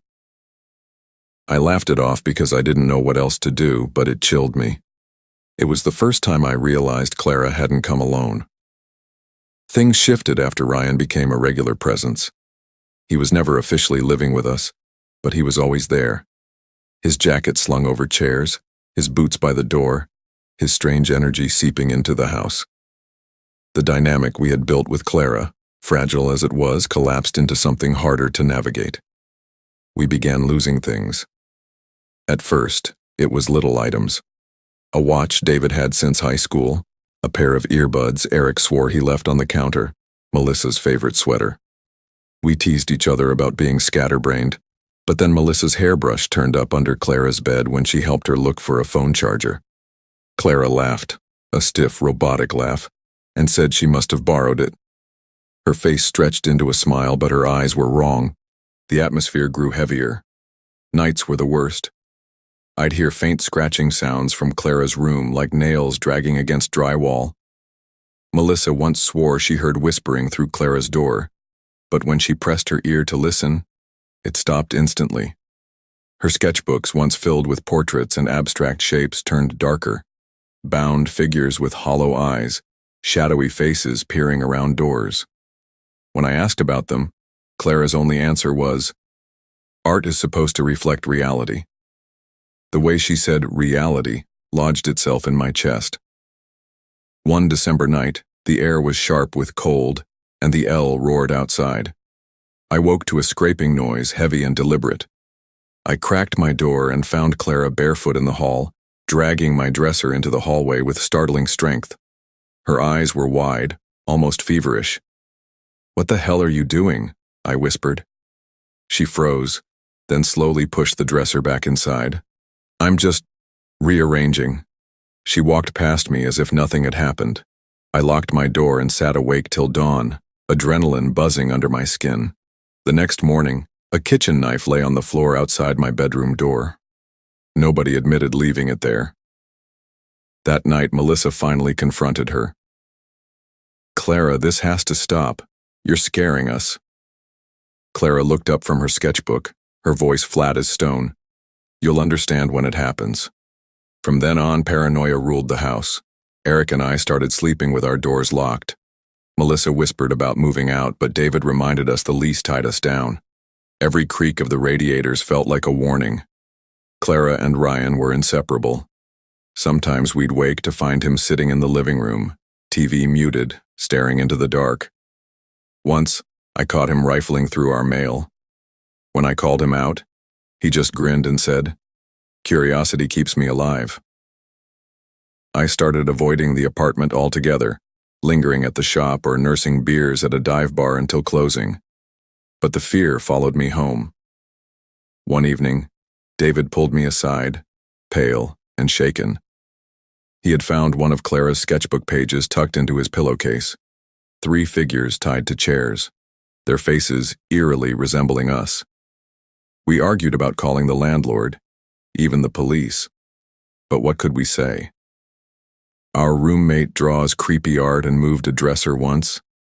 It didn't feel like enough. Instead, we agreed to watch each other's backs, a loose pact born of fear. December bled into winter's darkest stretch. Then everything erupted. One night, flashing red and blue lights lit up the street. Police banged on our door, shouting Clara's name. We huddled in the kitchen as officers stormed upstairs. Minutes later, Clara and Ryan were in handcuffs. They had been tied to a string of burglaries across the neighborhood. Electronics, jewelry, personal documents. The stolen items. Many of them were under Clara's bed. She cried as they dragged her down the stairs. But when her eyes met mine, the tears stopped. She smiled, faint and deliberate, like she had known this was coming all along. Relief came slow. For the first time in months, the house was quiet. We packed Clara's things into boxes and shoved them near the door. Melissa joked nervously about burning sage. David blasted music while he cleaned the kitchen, humming like he hadn't in weeks. But relief has a half-life. I couldn't shake the image of Clara's smile as the cops led her away. 2 weeks later, David moved into a new place. He said he needed distance and none of us blamed him. That's when he found the letter. It was slid under his new apartment door, a plain envelope with no return address. Inside was a torn page from one of Clara's sketchbooks, 3 figures tied to chairs in a dark basement. Our names scribbled underneath. David called us in a panic. Melissa came over, clutching her phone like a lifeline. We sat on his bare floor staring at the page. The shading, the rope, the blank eyes. It was her hand. There was no question. We reported it to the police, but they shrugged. Clara had already been charged. They said she couldn't contact us directly, but a drawing. No threat they could act on. Still, I taped my windows shut that night. I pushed a chair under my doorknob. My chest tightened whenever the L roared past, as if the noise was a signal I couldn't decipher. I'd always believed fear faded with distance, but Clara taught me the opposite. Sometimes it follows you, silent and patient, like a shadow waiting for the right light. Months passed. Life trudged forward in small, shaky steps. Eric took a new job and left the city. Melissa started therapy and stopped answering texts as often. David changed his number twice. I stayed, though, in Chicago, because running felt like letting Clara win. Sometimes I'd walk by the old brownstone. New tenants had moved in, string lights in the window, laughter spilling out onto the street. I wondered if they ever felt what we felt, that crawling sense of something rotten under the floorboards. I never saw Clara again, though sometimes, when the L screeches past in the dead of night, I swear I hear her voice, whispering that same phrase. You'll understand when it happens. I think about her smile, the knives, the drawings, and I wonder if Clara ever really wanted to be an artist, or if she was just documenting the world as she intended to shape it. We take for granted that the people we let into our homes share our same sense of boundaries and decency. But the truth is darker. Some people carry storms inside them, and when those storms break, they pull everyone in the house into the flood. The lesson isn't to live in fear, but to listen when something feels wrong, to act when small red flags start waving, and to never ignore your instinct when safety is on the line. Because sometimes survival isn't about being brave. It's about knowing when to walk away. I came to Seattle chasing the illusion of a fresh start. Back home in Germany, I had studied hard, worked odd jobs, and told myself that if I pushed through, life would open up. By 2019, I was 27 and had already accumulated debt from studying abroad. My job at a cafe in Capitol Hill barely kept me afloat, and when my hours were cut after the holidays, I found myself staring at rent notices I couldn't possibly cover. Seattle wasn't forgiving. Studios were running close to $1,000 for cramped boxes with peeling paint. I was desperate, scanning Craigslist every night until my eyes burned. That's when I found it. A room on East Pine Street for $375. Too good to be true. The ad was simple. Furnished room, utilities included, female tenant seeking quiet roommate. When I knocked, the woman who answered introduced herself as Elena. She was in her early 30s, tall, her dark hair pulled into a braid so tight it looked painful. Her accent was heavy, Hungarian maybe, though she didn't elaborate. The apartment was stripped bare with only a sagging couch, a single lamp buzzing in the corner, and blinds drawn against the gray light outside. She extended her hand. Her grip was firm enough to make me flinch. "I like quiet," she said. If you like quiet too, this will work. Her eyes lingered on me in a way that made my chest tighten, but 375 hours silenced any doubts. I signed on the spot. The first week passed in a blur of relief. Elena was polite but distant. She cooked odd stews that filled the air with thick spices I couldn't name, and she spent most of her time behind her bedroom door, typing on an old laptop that clattered like a machine gun. I figured I'd landed in the ideal setup. A roommate who kept to herself, bills I could actually afford, and a roof that didn't leak. But good deals don't stay good for long. It started small. One evening, Elena knocked on my door holding a greasy pizza box. "Welcome you," she said, stepping inside without waiting for permission. At first, I thought she was trying to be friendly. We sat on my bed eating slices in silence until she asked, Do you lock your bedroom?" The question startled me. No. Should I?" She tilted her head. "Some people lock doors because they talk in their sleep. Some people give away secrets without knowing it." I laughed nervously. "I don't talk in my sleep." She smiled, but it didn't reach her eyes. "Good. Secrets stay safest when mouths stay closed." She asked if my family knew where I lived. When I turned the question back on her, she froze. After a long pause, she muttered something about a brother who didn't make it past his 20s. Then she excused herself, leaving the half-eaten pizza behind. From then on, her compliments grew sharper, more unsettling. "You have the posture of a soldier," she said once, staring at me across the kitchen. "Soldiers always survive longest." Another time she studied my hands for so long I tucked them into my pockets. "Almost identical to him," she whispered. I never asked who she meant. By February, the apartment began to feel less like a safe place and more like a stage I couldn't step off.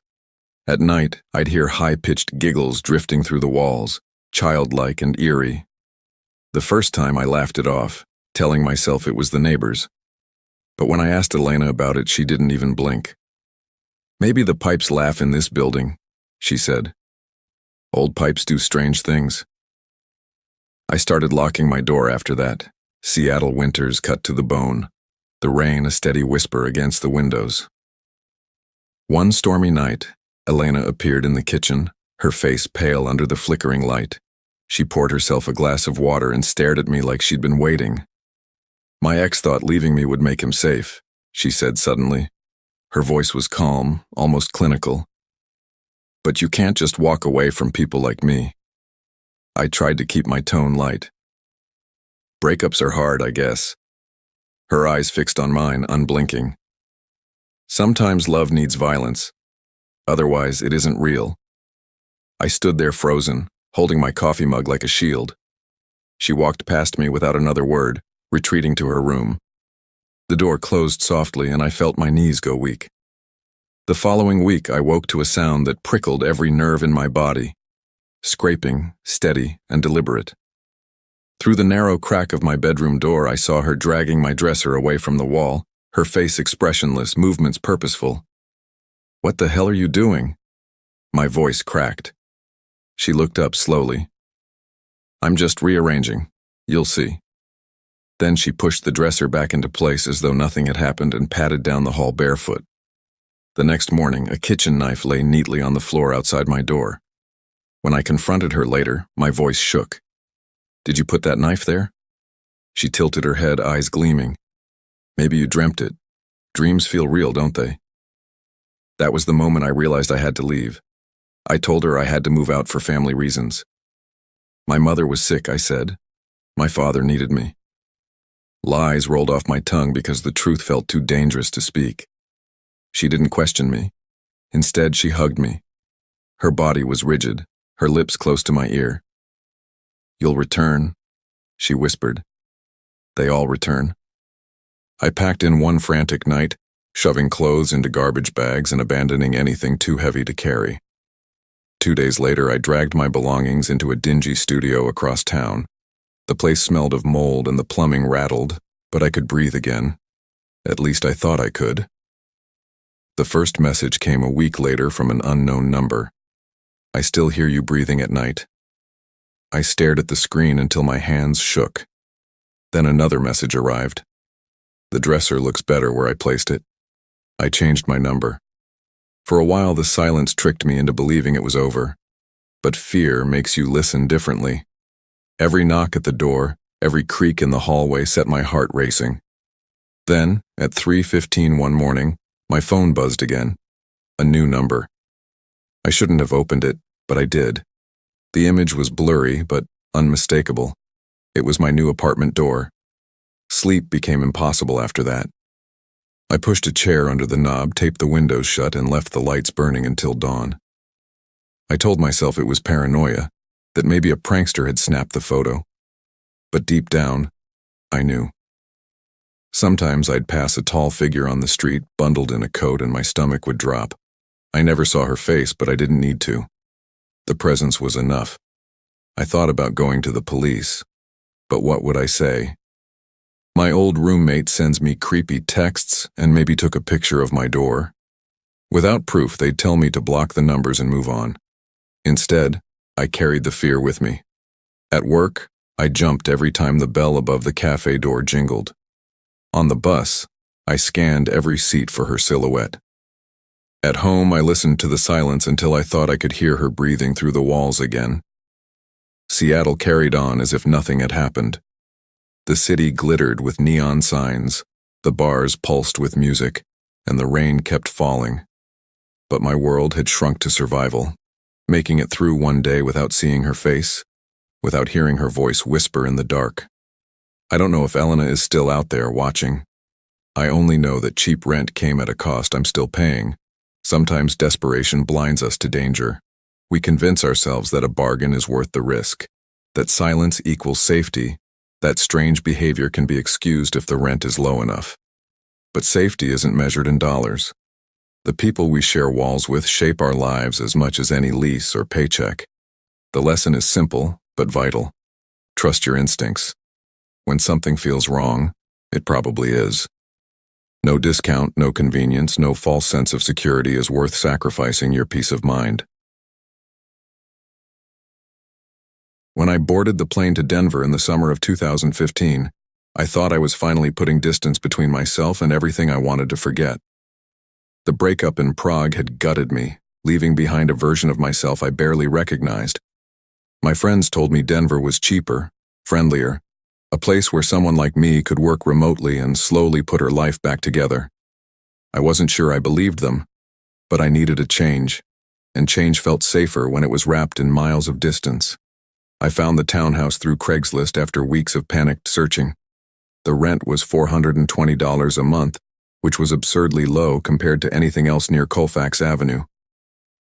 I told myself not to question it too much. A lifeline is still a lifeline even if it looks frayed. Natalie Fisher opened the door when I arrived. She was in her early 30s, short blonde hair tucked neatly behind her ears, her posture perfectly straight. "You must be Sophia," she said softly, her voice carrying an accent I couldn't place right away. "Swiss," she explained later. She said she was a part-time caregiver, though she never seemed to leave the house. Inside, the townhouse was unnervingly bare. The curtains were always drawn, blocking out the Colorado sun. The furniture looked mismatched, second-hand, with the only striking feature being a corkboard covering one wall of the living room. It was littered with pinned notes, magazine clippings, and photographs. "My inspiration wall," she called it. I smiled politely but felt an unease I didn't want to name. That first week, she was kind in her own quiet way. Every evening she brewed tea, offering me a steaming cup without fail.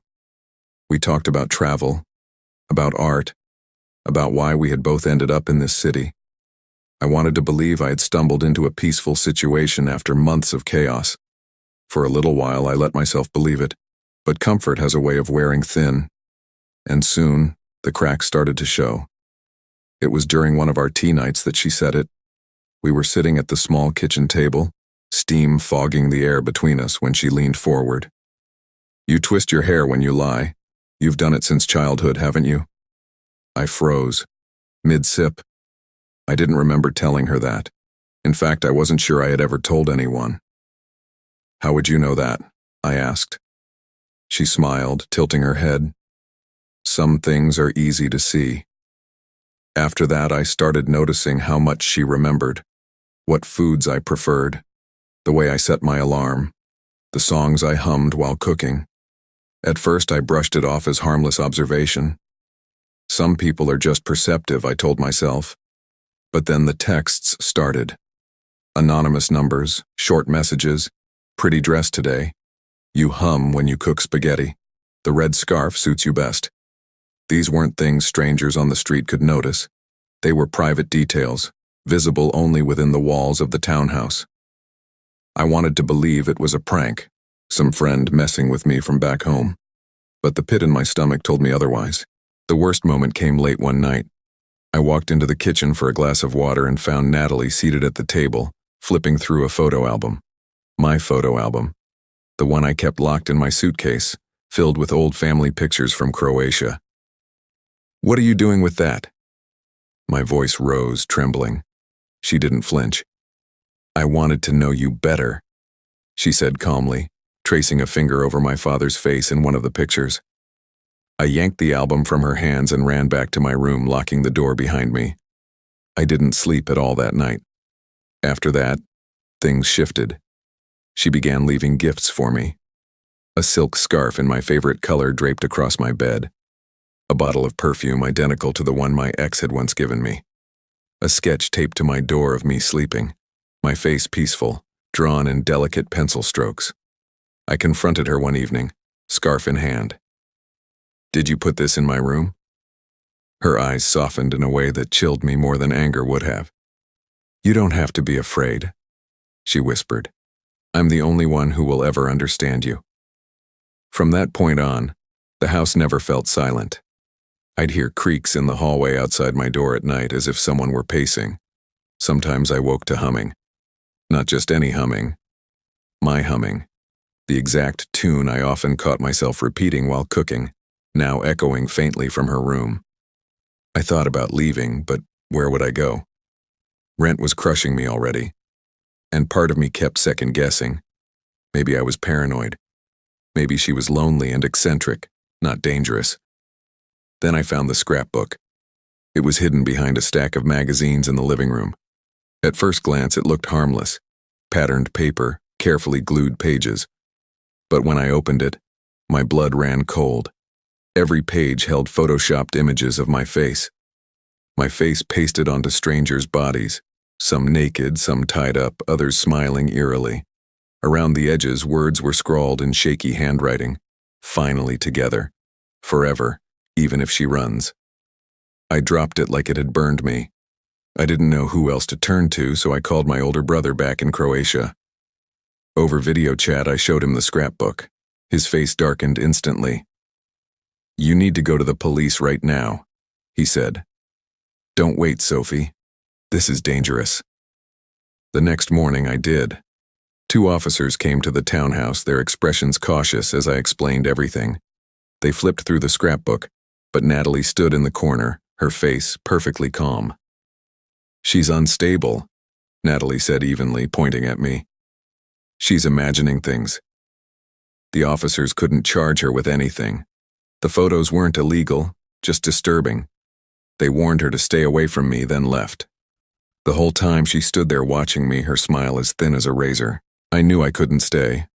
Within 48 hours, I packed what I could and crashed on a coworker's couch. I left furniture, clothes, even my grandmother's quilt behind. None of it mattered compared to getting out alive. But the escape didn't end the nightmare. A week later, I was in a new apartment, smaller but safer, or so I thought. Then I found the first note slid under my door. The scarf looks better on you when you sleep. I tore it up, told myself it was coincidence, a sick prank by someone in the building. Then came the second. Don't try to hide. I've always found you. I stopped sleeping after that. Every sound outside my window, every footstep in the hall made my heart hammer. I thought about calling the police again, but what could I show them? Scraps of paper with handwriting that meant nothing to anyone but me. Denver was alive with summer, music pouring out of bars, the air warm and electric. But my world had shrunk to a single fear. That she was still out there watching, waiting, convinced we were bound together by something only she understood. Even now, years later, I sometimes wake to the sound of humming in the dark. My own humming, carried back to me like a memory that refuses to let go. When you share a home with someone, you're sharing more than walls. You're handing over access to your routines, your habits, your vulnerabilities. It's easy to ignore the warning signs to convince yourself that eccentric behavior is harmless because moving is hard, or because you don't want to make waves. But safety demands listening to your instincts. When someone crosses boundaries again and again, it isn't eccentricity, it's danger. The moral is simple: trust the unease in your gut. Protecting your peace and safety is worth more than rent, comfort, or convenience. Back in 2012, I was 25 and desperate. I had just landed a job at a small marketing firm in downtown Philadelphia. The pay was barely enough to keep me afloat, and student loans kept nipping at my heels. I knew I couldn't afford my own place, so I did what every broke 20-something did at the time. I scrolled Craigslist, refreshing listings until something cheap popped up. That's how I found 312 Willowbrook Avenue, a narrow row house tucked into a quiet neighborhood. The ad promised a room for $400 a month. It sounded too good to be true, but when you're drowning, you don't question the rope thrown your way. The house belonged to a woman named Kira Vogel. She was 28, from Austria, and the kind of person who seemed to suck the air out of the room the moment you walked in. Her jet black hair was tied in a messy bun, her eyes sharp, her smile thin. "I don't like boring people," she told me during the tour. "If you're boring, don't stay." I laughed nervously. I figured she was joking, though part of me knew she wasn't. The house itself had an unsettling feel. Beige walls, old wood floors that creaked like they were complaining, and a faint chemical smell, bleach maybe, that never seemed to go away. Most of the rooms were sparse, like no one had really lived in them for years. Kira's bedroom door was always locked, but sometimes she left it cracked. I'd catch glimpses of odd details: photographs turned face down, notebooks stacked with military neatness, and a baseball bat leaning against the bed frame. Still, the rent was cheap, and she wasn't openly hostile. For the first few weeks, I told myself it would work out. I had my little bedroom, my job, and the sense that maybe I was finally getting my life on track. But living with Kira was like walking on ice you couldn't see through. Every step felt fine until it suddenly didn't. At first, she was oddly welcoming. Kira cooked late at night, filling the kitchen with the smell of garlic and paprika. Sometimes she'd knock on my door and invite me to join. Over cheap wine, she'd tell stories about Vienna, childhood memories, old friends, strange adventures that didn't always add up. One night she leaned across the table, eyes glinting, and said, "I can read people better than they can read themselves." I wasn't sure if it was confidence or a warning. Her moods shifted without warning. One night she'd laugh loud, almost charming, leaning close as though we were conspirators. The next, she'd slam doors, mutter in German under her breath, and accuse me of staring at her things. I tried to keep my head down, but she had a way of pulling me in. I came home from work one evening to find my bedroom door wide open. My laptop sat on my bed, screen glowing, though I was certain I'd shut it before leaving. "Did you go into my room?" I asked. "Maybe you forgot," she said flatly. "People forget things when they're stressed." Another time I caught her scrolling through my phone on the couch. She didn't look guilty at all.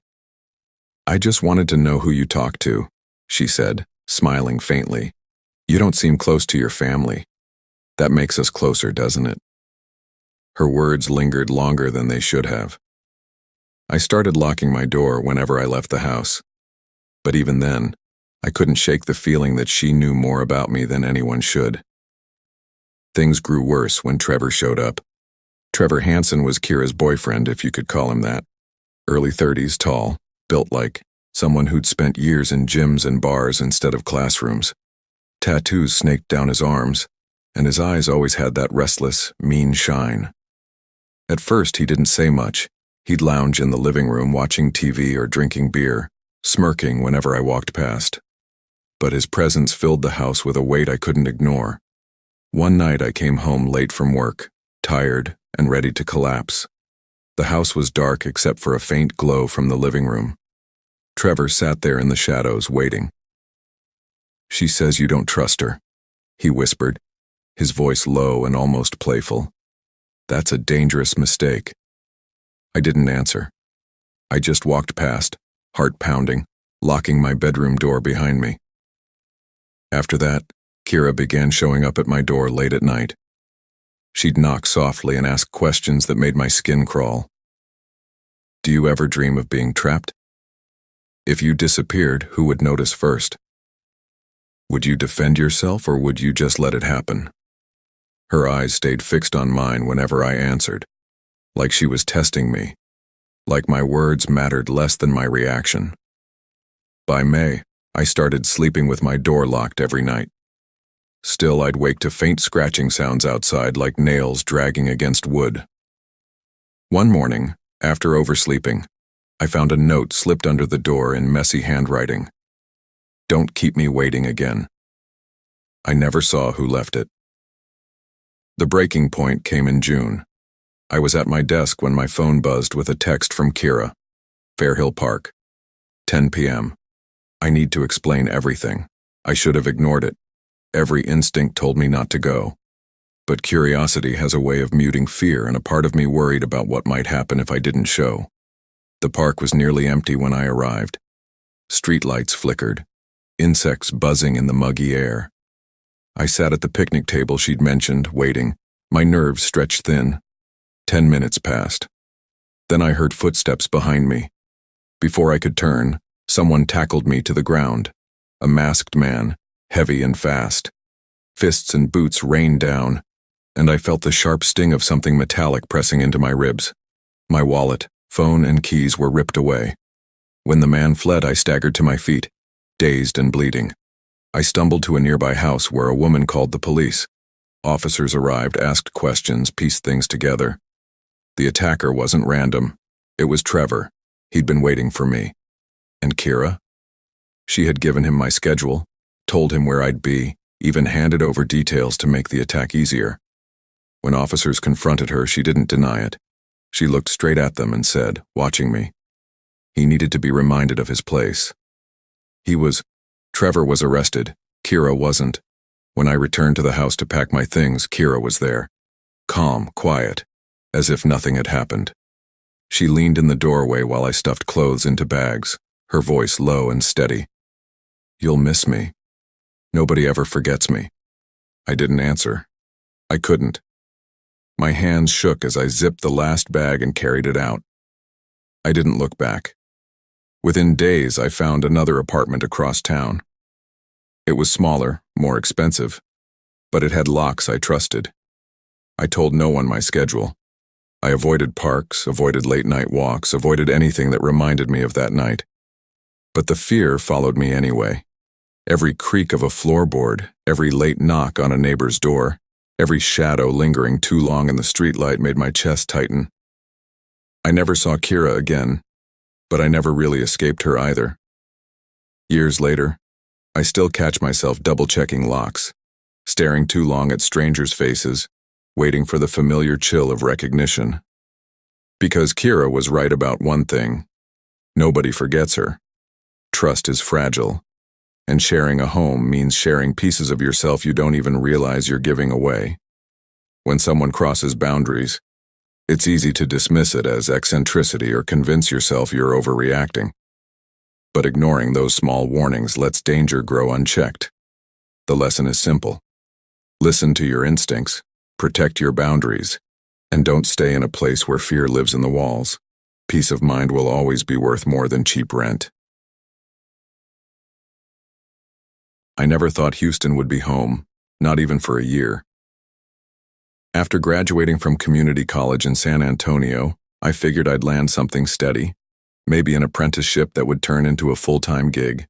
Instead, by the fall of 2017, I found myself working endless hours at a mechanic shop off Washington Avenue, trying to stretch each paycheck far enough to cover food, gas, and rent. Houston was bigger, louder and more chaotic than I expected, and though I liked the work, grease under my fingernails, the clank of tools, the satisfaction of fixing engines, I couldn't ignore the emptiness in my checking account. Living alone wasn't an option. I scrolled through forums and rental listings every night, looking for something cheap enough not to drown me. Most of the places were scams, half-finished houses, or too far from downtown to be worth the commute. Then one evening, I found a post on a local housing forum. Room available 1849 Magnolia Street, $375 a month, utilities included. It seemed too good to be true. I clicked the link and saw a single blurry photo of a duplex with peeling paint, and below it, the name, Akira. I called the number the next day. "Hi, this is Akira," the voice said. Polite, soft, with the faintest trace of something I couldn't place. "Hey, I'm Diego. I saw your listing for the room. Is it still available?" "Yes. You can come by tonight if you like." The duplex sat on a quiet street of sagging porches and cracked sidewalks. It wasn't pretty, but for $375 I didn't expect pretty. Akira answered the door barefoot, wearing paint-stained jeans and a faded white t-shirt. He was tall, maybe mid-20s, with straight black hair that brushed his shoulders. His eyes, dark and steady, lingered on me before he smiled faintly. "You're Diego?" "Yeah," I said. "Come in." Inside, the place smelled faintly of oil paint and turpentine. The furniture was mismatched. A plaid couch, a sagging recliner, but the floors were swept and the kitchen looked clean. On one wall leaned several canvases. I caught glimpses of faces, colors, brushstrokes, but he quickly moved past them. "I'm an artist," he explained. "I work nights at a warehouse. I don't smoke. Rent's due on the 1st. Utilities are included. I like things quiet." The room he showed me was small, just a twin bed and a window overlooking the street, but it was enough. I didn't even haggle. "I'll take it," I said. That night I carried over my boxes of clothes, tools, and the old TV my cousin lent me. I felt lucky, almost relieved, like I'd beaten the odds. For the first couple of weeks, things were fine. Akira and I weren't friends exactly, but we shared late-night meals after our shifts, sitting at the chipped kitchen table with reheated leftovers. He'd ask me about my family, about the shop, about San Antonio. His voice was calm, steady, like he measured every word before letting it go. I didn't know much about him besides the basics. Born in Japan, raised in California, moved to Texas for cheaper rent and more space for his art. He seemed harmless enough. Maybe a little quiet, maybe a little too private, but harmless. Still, every now and then, I'd catch him looking at me a little too long, like he was studying me. At first, I thought it was nothing, just an artist thing. People like that notice details the rest of us ignore. But there was something in his eyes I couldn't quite name.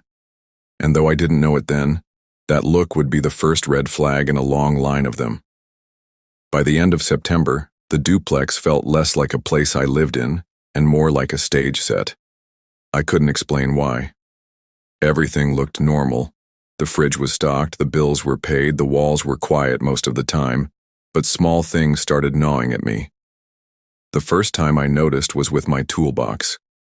I kept it under my bed locked. One night after work I reached for it and found it gone. Panic shot through me. Those tools were my livelihood. I searched the room, the kitchen, even the bathroom. Nothing. 2 days later I found the box sitting neatly in the hallway, every wrench and socket cleaned and arranged in order.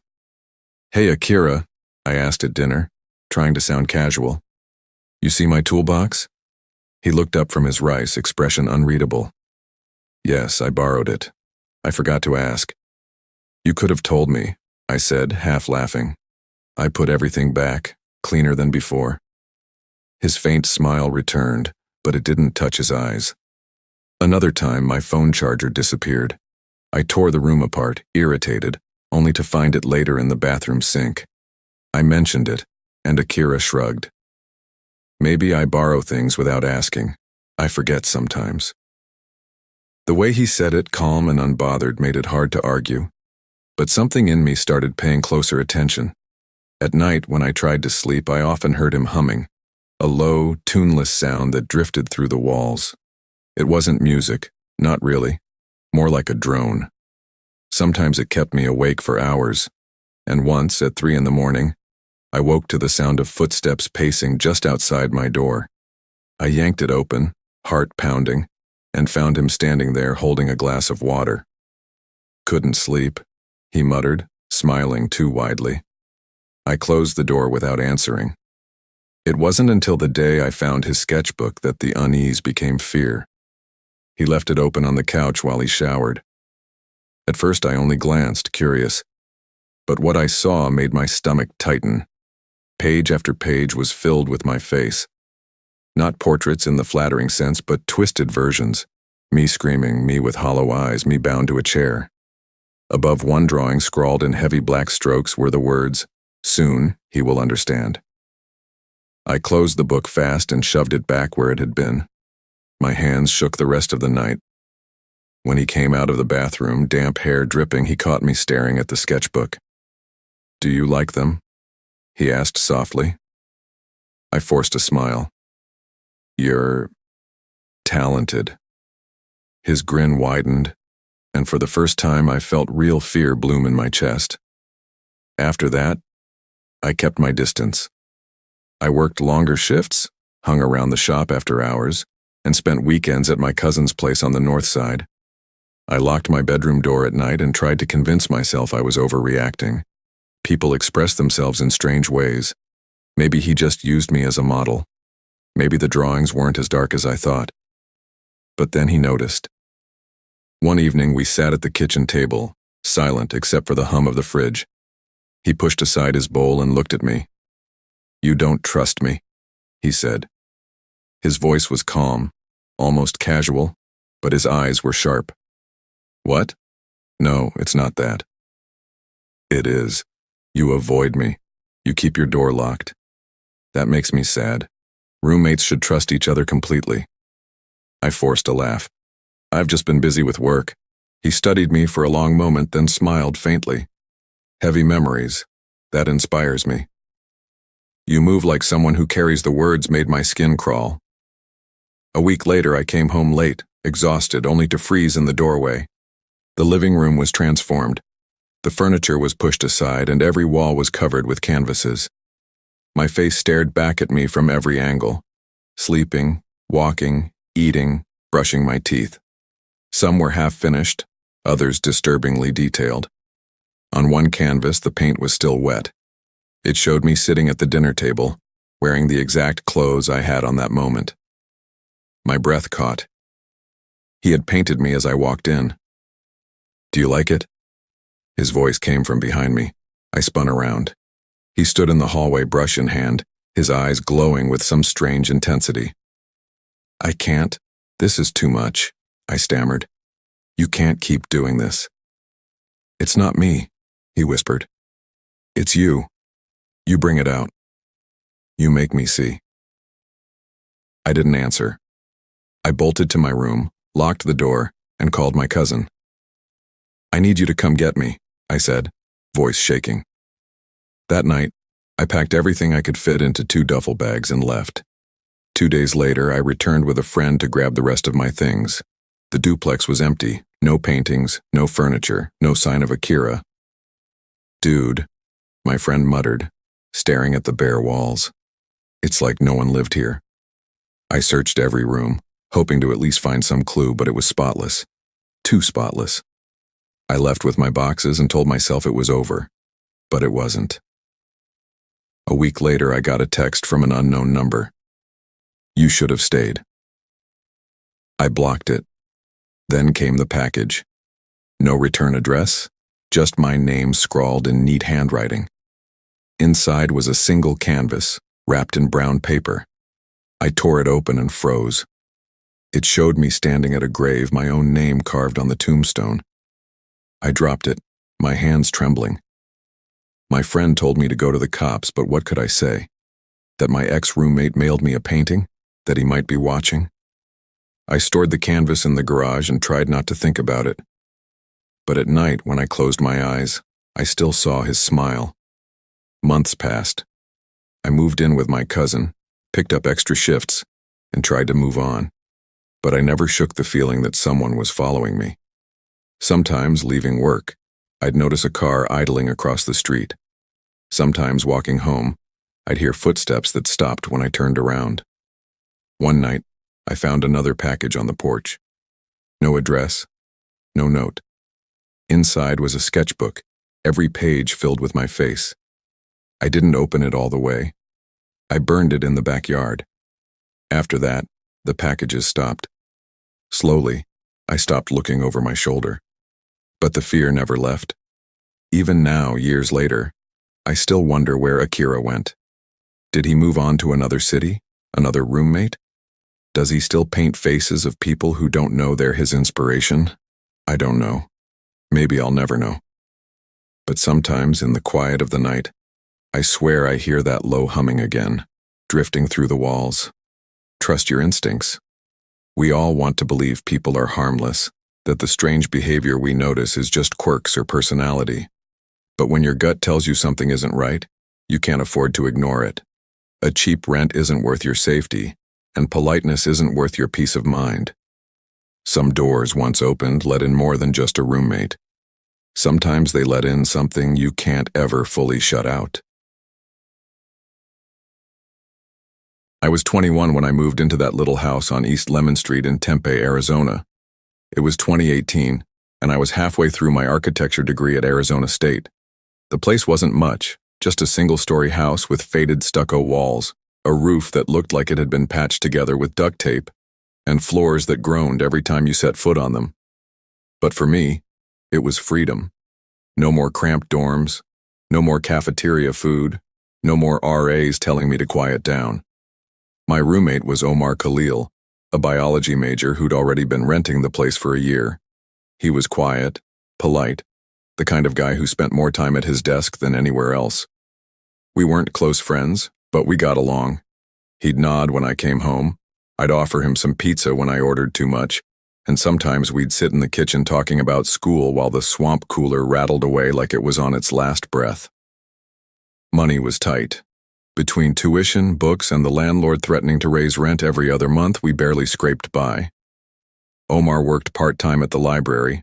I picked up small drafting gigs, drawing floor plans for contractors who didn't want to pay a licensed architect. Still, we managed. It wasn't glamorous, but it was ours. I liked the rhythm of our life there. I'd spend long nights sketching, sometimes falling asleep with my head on the desk, surrounded by paper and empty coffee mugs. Omar was usually in his room, lamp glowing under the door while he scribbled notes about cells or chemical reactions. The creaky floors were part of the house's personality. Every step announced itself. Sometimes when Omar walked down the hallway for a glass of water, the sound would travel right into my dreams. One night, though, it wasn't Omar. I woke around 3 a.m. to the sound of slow, deliberate footsteps. Step, pause, step, pause. At first, I thought Omar was up late, but when I peeked out, the kitchen was dark, empty. I told myself maybe he'd already gone back to his room, but when I finally drifted back to sleep, the image of that empty kitchen lingered. The next morning, over cereal, Omar asked casually, "Why were you walking around last night?" I nearly dropped my spoon. "I thought that was you." We laughed it off, both unsettled. But in the back of my mind, I knew the sound hadn't been a dream. It kept happening. Always around 3 in the morning, always that same rhythm. Step, pause, step, pause. I'd wake with my heart already racing, straining to hear where it was coming from. Sometimes it sounded like the hallway, sometimes the kitchen. Once I swore I heard the fridge door creak open and close, followed by the faint scrape of a chair being dragged. When I mentioned it again, Omar brushed it off. Old house. Wood expands at night. He said it with a shrug, but I noticed he started leaving his desk lamp on when he studied, like he didn't want to sit in the dark anymore. I tried to rationalize it too. Houses make noises. The desert cools down at night, the wood shifts, things settle. But the steps were too even, too measured. It sounded like someone was actually walking. One Friday night, I decided to stay up. No sketching, no headphones. Just me on the couch with the lights dimmed, waiting. My phone sat in my lap, flashlight ready. At exactly 3:07, the boards groaned. Step, pause, step, pause. My pulse hammered in my ears. I crept toward the hallway, whispering, "Omar." No answer. Omar's door was cracked open, light spilling out. His lamp was on, his notes scattered across the desk, but Omar was slumped forward, asleep. That's when I saw him. A tall man, shoulders broad enough to nearly brush the ceiling, stood in the shadows by Omar's bed. His beard was thick, his eyes glinted in the dim light, and he wasn't moving. Just standing there, watching Omar sleep. My throat went dry. I forced out a hoarse whisper. "Hey!" The man turned his head, slow and deliberate, locking eyes with me for one unbearable second. Then he bolted, darting past me down the hall so fast the air seemed to shift. I shouted, "Omar, wake up!" My voice cracked. I fumbled for my phone, hands shaking. By the time Omar stumbled awake, the hallway was empty. We searched the house together, every corner, every closet. Nothing. The only sign was Omar's bedroom window, cracked open just enough to slip through. No forced entry. No footprints in the dust outside. When the police came, they dusted the sill, took notes, and shrugged. "Could have been a homeless guy," one officer said. "Windows are easy. Just keep them locked." Easy for them to say. They hadn't seen the way he stood there, silent and waiting. Omar stopped sleeping in his room after that. We dragged our mattresses into the living room, lined them up side by side, and left the lights on all night. It felt ridiculous, two grown men afraid of creaks in the floorboards, but neither of us argued. For weeks, every sound made us jolt upright. A car backfiring outside, a gust rattling the blinds, the pop of the swamp cooler. Everything felt like him coming back. I couldn't shake the memory of his eyes, the way he'd looked at Omar like he was studying him. I asked Omar one night, "You ever see him before? Around campus or anything?" "No," he said quickly, almost too quickly. Then softer, "But I feel like he's been here before." That stuck with me. The more I thought about it, the more I wondered if we'd been living with small signs all along. The missing food, the chair I swore was out of place, the footsteps. Maybe he'd been coming and going long before we ever caught him. I started checking the windows obsessively, pressing on the locks twice, 3 times. I wedged a chair under the back door handle. Omar stopped studying at night unless I was awake too. We were living like prisoners in our own house. And still at 3 a.m., the footsteps came. Sometimes faint, sometimes so close it felt like they were right outside the living room. We never saw him again. Not fully, but I swear some nights I heard the fridge creak open. The whisper of a chair dragging across the kitchen tile. The sound of breathing just beyond the hallway. By mid-semester, the fear was eating us alive. My grades slipped, my sketches grew shaky and unfocused. Omar's notes turned sloppy, his hands trembling when he held his pen. Neither of us was getting proper sleep. One night, I snapped. "Move." "We can't keep living like this," I said, pacing the living room. "We should, with what money?" Omar shot back. His voice was sharper than I'd ever heard it. "Can break my lease and find a new place on a library paycheck?" "You think I knew he was right, but I couldn't accept it." "Then what? We just wait until he comes back?" Omar rubbed his eyes. "Maybe he already has." The silence that followed was worse than the footsteps. We tried everything. Motion lights in the backyard, cheap alarms on the windows, even a baseball bat tucked under the couch. Nothing stopped the sounds.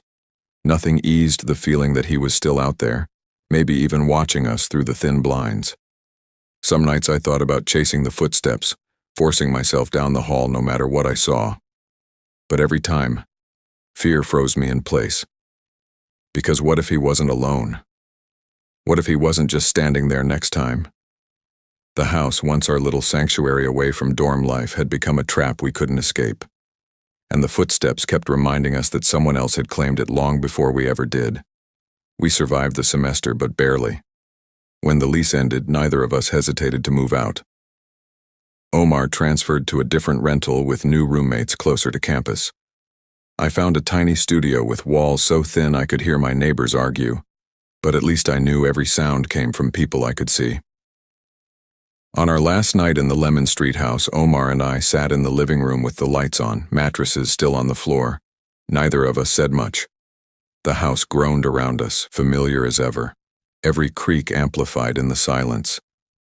At 3:11 a.m., the fridge door creaked open. We both turned, hearts pounding. The kitchen was empty. That was the moment I knew it wasn't just about one man sneaking in through windows. It was about what fear does when it takes root. Even with the house boxed up, our things packed, we were still trapped in the memory of that figure by the bed. When I finally left Tempe for good after graduation, I drove past Lemon Street one last time. The house looked the same as it always had, sun-baked and sagging. But when I glanced at the darkened windows, I couldn't shake the feeling that someone was still inside, waiting for the next pair of tenants to laugh off the creaks in the night. Never ignore what feels wrong in your own home. A creak might just be the house settling, but it might also be something else, something waiting. Locks, alarms, even police reports can't give you peace if you refuse to trust your instincts. Your home should be a place of rest, not a place of dread. And if that dread takes hold, the smartest thing you can do isn't to rationalize it away, it's to leave before the footsteps grow louder. Looking back now, I can't believe how easily Marcos and I let a stranger into our lives. In 2015, we were 20-something kids trying to make rent in a modest, single-story rental on Pepperwood Drive, just west of the Strip in Las Vegas. It wasn't glamorous. 2 bedrooms, creaky ceiling fans, desert-baked stucco walls that trapped the heat. But it was ours. I worked nights as a cashier in a casino off Fremont Street. The shifts were long, mostly mindless, but they kept the bills barely paid. Marcos was the ambitious one, juggling shifts at a strip mall cell phone store while finishing online classes in web design. He had dreams of moving us somewhere better, somewhere quieter than Vegas. But in the meantime, we were drowning.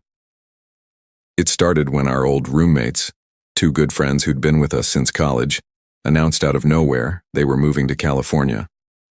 That left Marcos and me with the full rent. The first night after they left, we sat at the kitchen table surrounded by overdue notices. Marcos rubbed his forehead and muttered, "We can't afford this place alone." "I know," I said, though the words came out heavy. I'd been fighting the idea of bringing in someone new. Strangers didn't just bring money.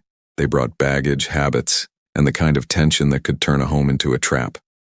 Marcos, ever the optimist, said, "We'll find someone decent. Vegas isn't that bad." I wasn't so sure. Still, we posted the ad online. 2 guys in their mid-20s looking for a roommate. Rent cheap, utilities split, no smoking inside. A week later, Rami showed up. He was wiry, maybe early 30s, with darting eyes that didn't seem to focus long on anything. He walked right in like he owned the place, dropped onto the couch without asking, and called me Al before I'd even introduced myself. He talked fast, cracked weird jokes about the neighborhood, and when we explained the rules, quiet after midnight, keep the kitchen clean, he nodded distractedly like he wasn't listening. Marcos shrugged after he left. "He seems fine enough. We need the rent." I wanted to say no, but the weight of the overdue bills pressed harder than my instincts. Against every red flag in my gut, we let him move in. At first it was tolerable. Annoying, but tolerable. Rami left dirty dishes piled in the sink and slammed doors at 2 a.m. He'd disappear for days, then show up smelling like smoke and something chemical I couldn't quite place. Once he brought in strangers at 2 in the morning, laughing and spilling beer in the kitchen while Marcos and I tried to sleep. When I confronted him, he smirked. "Relax, Al. This is Vegas, not Sunday school." I hated the nickname, hated the smirk even more. But Marcos brushed it off. He's not worth it. Don't fight him. Little things started going missing.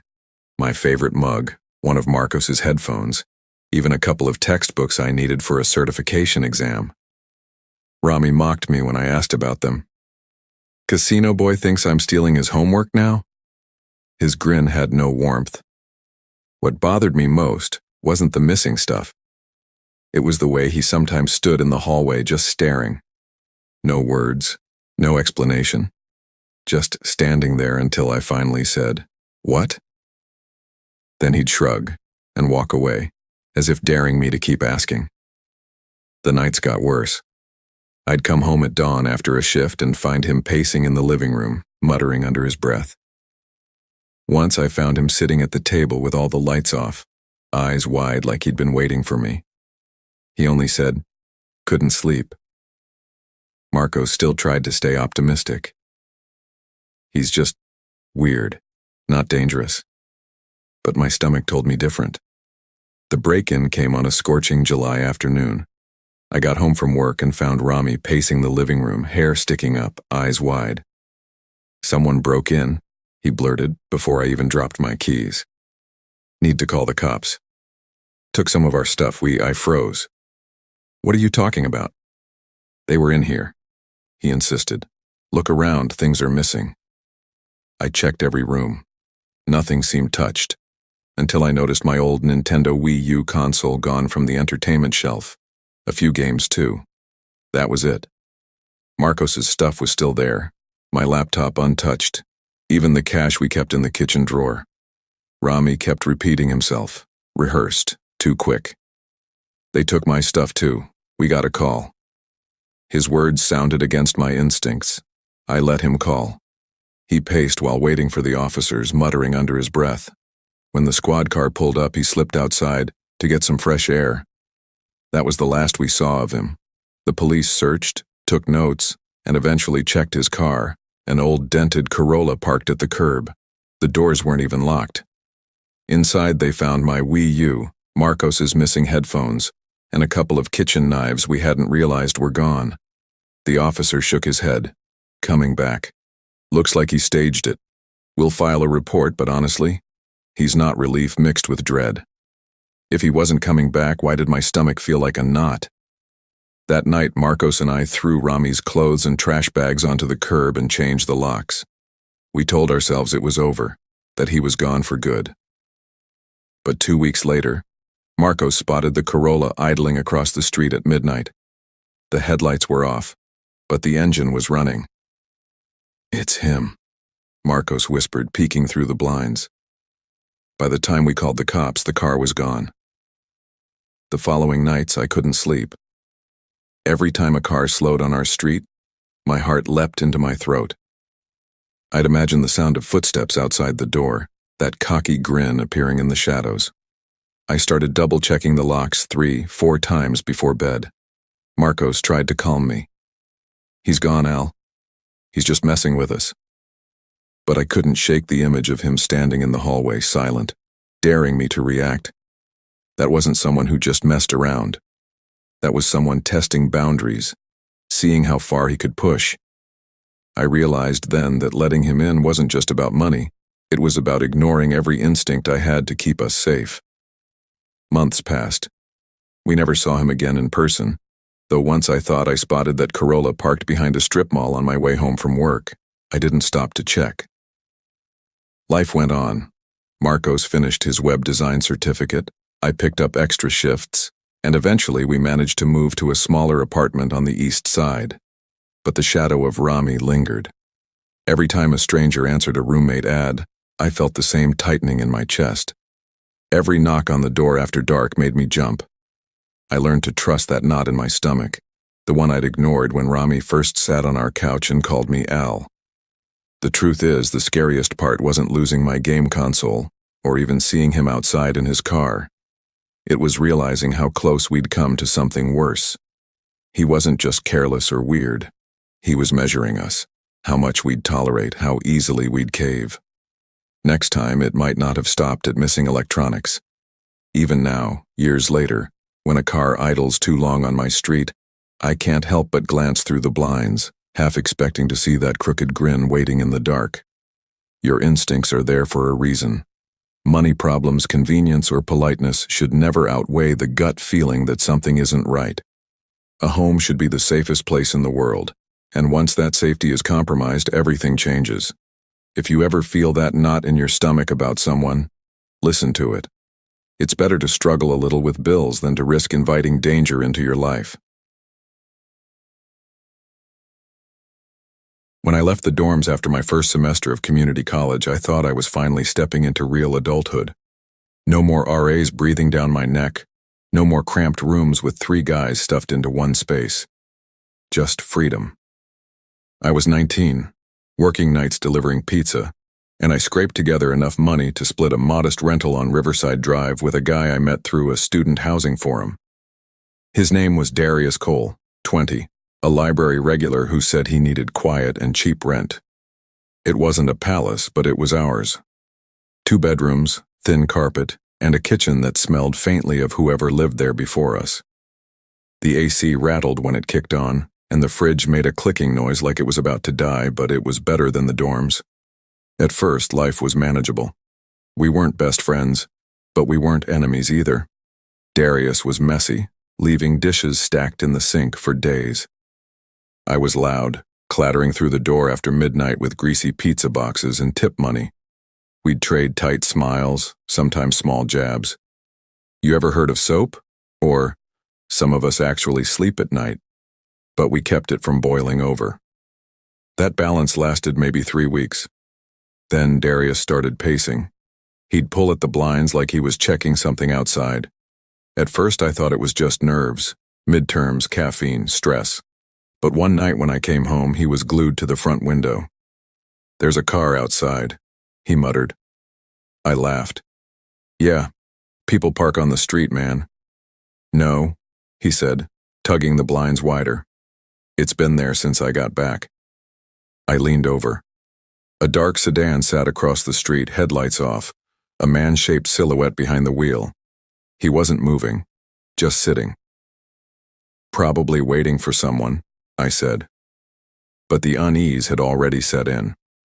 The car came back the next night, and the one after that. Always in the same spot, always with someone inside. Sometimes the engine idled for hours, sometimes the car just sat dead silent.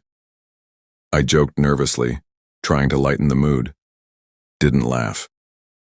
He just closed the blinds tighter and muttered, "Hey, maybe you've got a secret admirer." "Darius, I told you. Someone's watching us." I wanted to believe it was coincidence. Riverside was a busy street. People waited for friends, hooked up for deals, maybe even slept in their cars. But the longer it went on, the more it felt deliberate. The same car, the same shadow behind the glass. Then it escalated. One night, I left for work in my beat-up Toyota Corolla. In the rear view, I spotted headlights pulling out behind me. The same sedan. My stomach clenched. I drove the whole way to the pizza shop with it trailing a few cars back, never passing, never turning. When I finally pulled into the lot, it slowed, then drifted past like nothing had happened. After my shift, I came back around 2 a.m. The sedan was parked 2 houses down from ours, brake lights glowing faintly in the dark. "Okay, this is getting weird," I told Darius when I got inside. He shook his head. "I told you, he's watching us." Sleep became impossible. Every creak of tires outside made me jump. Darius barely left the house anymore, claiming the car circled when he tried to walk to the store. I thought maybe he was unraveling, maybe this was paranoia feeding paranoia. But then I saw it myself. It was 2 in the morning, a week later. I woke to the sound of gravel crunching. I crept to the window and peeked through the blinds. The sedan wasn't across the street anymore. It was parked directly in front of our house, engine running. My heart pounded so loud I thought it would wake Darius. Then the driver's side door opened. A man stepped out. Hood pulled tight, shoulders hunched. He started walking up our driveway. I froze. My mouth went dry. "Darius," I whispered harshly. "Wake up." He stumbled over, eyes wide, as he crouched beside me at the window. Together we watched the figure stop halfway up the driveway. Then, slowly, he turned his head. His face wasn't visible, but I swear he was looking straight at us. The porch light flicked on automatically. He froze, then pivoted sharply, walking back to the car. Within seconds, the sedan rolled away silently. We called the cops that night. By the time 2 officers showed up, the street was empty. They asked a few questions, checked the driveway with their flashlights, then gave us the same line I'd heard 100 times in crime shows. Probably just a prowler. Keep your doors locked. It wasn't comforting. Darius refused to sleep in his room after that. He dragged his mattress into the living room, begged me to do the same. We set them up side by side, leaving the lights on every night like kids afraid of the dark. I told myself it was temporary, that the man in the car had gotten spooked, that he wouldn't come back. But I couldn't stop watching the windows, couldn't stop listening for the low hum of an idling engine. Weeks passed. The sedan didn't return, or maybe it did and I just wasn't awake to see it. The fear dug in deeper each night. I stopped focusing in class. Darius stopped eating properly. We lived like we were under siege, 2 young guys barricading themselves in a house too small to hide from anything. Then one morning I woke to find his mattress empty. A note sat on the coffee table. I can't take being watched anymore. I'm moving out. He didn't leave a number, didn't leave an address. Just vanished. I stayed. I didn't have much of a choice. Rent was already overdue, and I couldn't afford to break the lease. But the silence after Darius left wasn't peaceful. It was worse. Every night when I came home from delivering pizzas, I'd circle the block twice, scanning for that sedan. Sometimes I thought I saw it 2 streets over, idling with the lights off. Other times I caught glimpses in reflections, dark glass, faint brake lights, a shape hunched behind the wheel. I never saw the hooded man again, not up close. But that didn't mean he wasn't there. Even now, years later, I think about him. Was he watching us specifically? Was it random? Was it Darius he wanted? Or me? I'll never know. But I do know this. He knew where we lived. He knew our routines. He knew how to make us afraid. And he succeeded. Fear thrives in silence. When we convince ourselves not to act, not to push harder for answers, we give fear room to grow. When something feels wrong, don't dismiss it. Document it. Tell others. Press for help. Because ignoring danger doesn't make it go away. Sometimes it just parks outside your house and waits. Growing up in San Diego wasn't easy.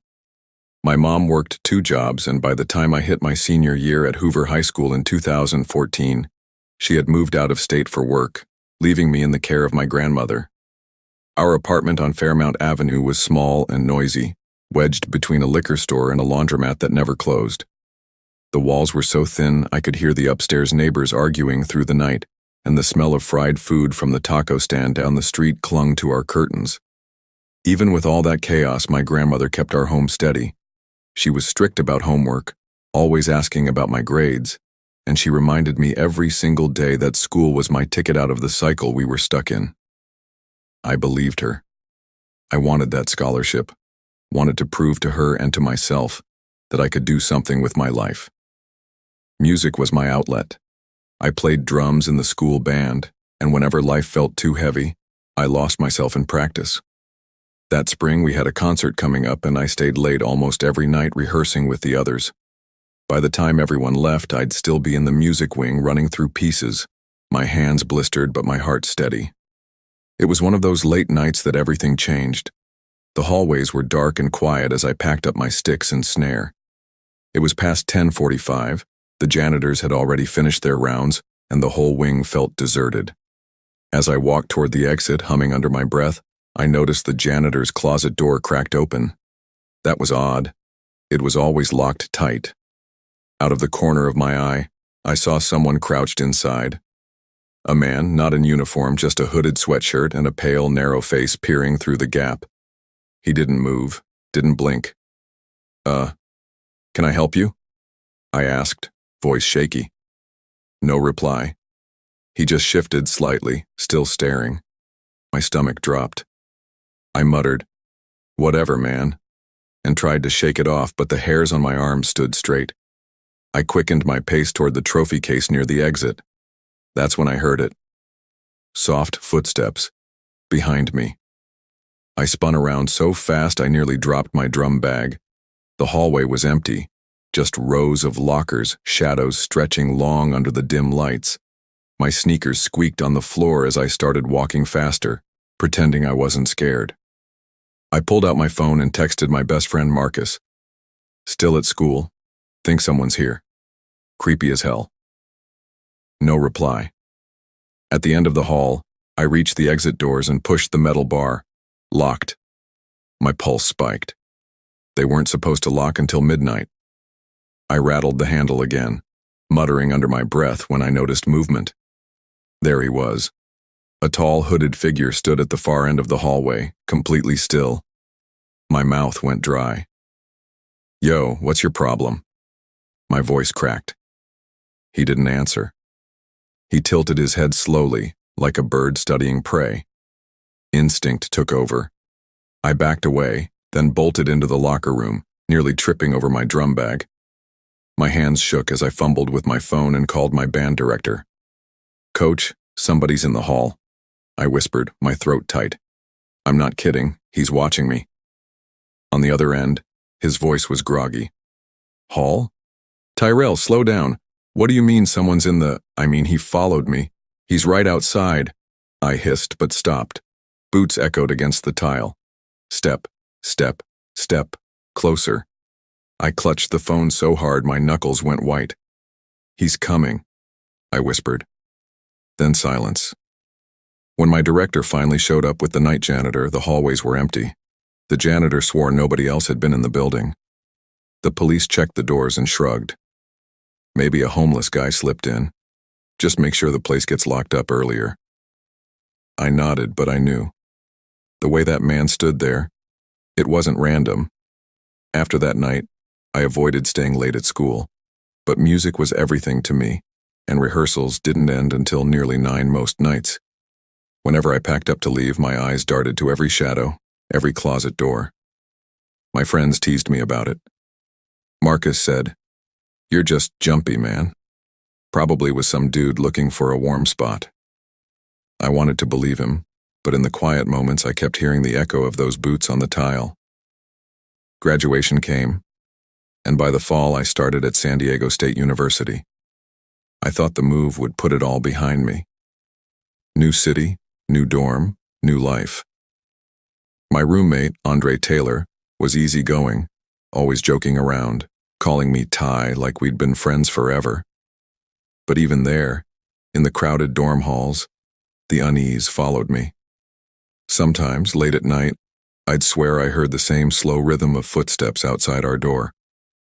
I told myself it was just neighbors coming back from parties.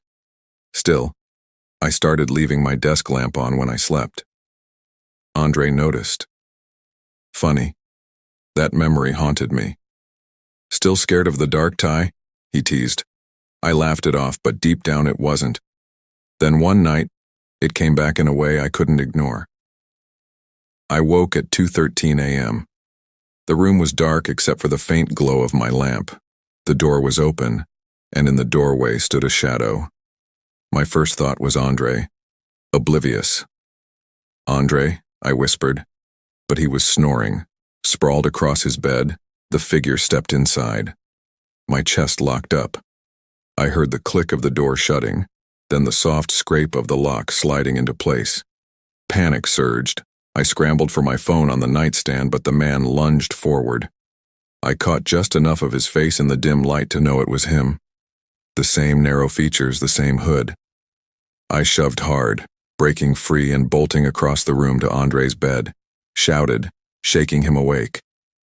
Andre jumped up, eyes wide. "Someone's in here." Together we rushed back toward the door, but when we flipped on the lights, the room was empty. The window was locked. No sign anyone had been there. Andre looked at me like I was losing it. "Bro, are you sure?"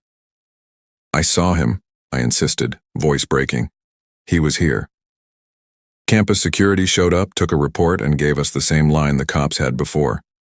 Maybe a homeless man, maybe a prank. They left us with a warning to keep the windows shut and the doors locked. But I knew better. You don't mistake something like that. Not when it's staring right at you. After that night, I never slept in total darkness again. I kept a lamp on no matter where I lived, no matter how tired it made me. Andre eventually moved out saying I was too jumpy. I didn't blame him. Fear changes people. Years passed, but the memory never faded. Sometimes when I walked across campus late, I'd hear footsteps behind me. Same pace, same silence. I'd spin around and nobody would be there. Even now, long after college, I still wake in the middle of the night certain someone's standing in the doorway. My wife tells me it's just dreams, but I know better. That shadow in the hall wasn't just some random guy looking for shelter. I don't know if he followed me from the school, or if he was always something else, something that found me and never let go. All I know is this. Once you've looked into the eyes of someone who's watching you in the dark, you never forget it. Fear leaves its mark. Sometimes it's not about whether the threat was real or imagined. It's about the way it lingers in your mind, shaping your choices long after the moment has passed. When your instincts tell you something's wrong, trust them. Dismissing fear doesn't make it go away. Facing it, acknowledging it, and protecting yourself, that's what keeps you alive. When you're 22 and already carrying the weight of one failed attempt at college, every choice feels heavier than it should. I dropped out once before, embarrassed my family, and promised myself I'd get it right this time. So when I transferred to a local university in Denver, I swore I'd focus. No more late nights, no more slipping grades, no more excuses. The only problem was money. Tuition ate at my savings, and the part-time job I lined up at a hardware store barely scratched rent. I needed a roommate fast, someone who wouldn't bring chaos into my life. That's why when I met Cole Hammond in the library, it felt like luck. He was tall, soft-spoken, carried himself with an easy smile. He told me he was a history student, didn't drink, didn't party, just wanted a peaceful place to focus. I thought, perfect. That's all I wanted too.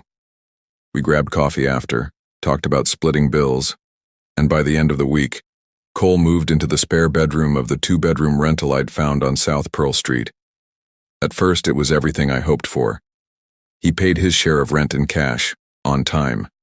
He kept his side of the apartment neat, washed his dishes, never left laundry in the dryer.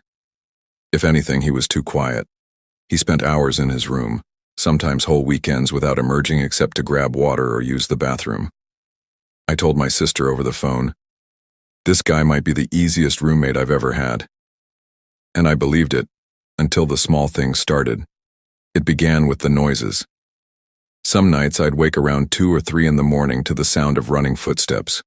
Not just creaks, full-on pounding across the living room floor, ending with a door slamming. I'd jump out of bed, check the hall, but every door would be shut.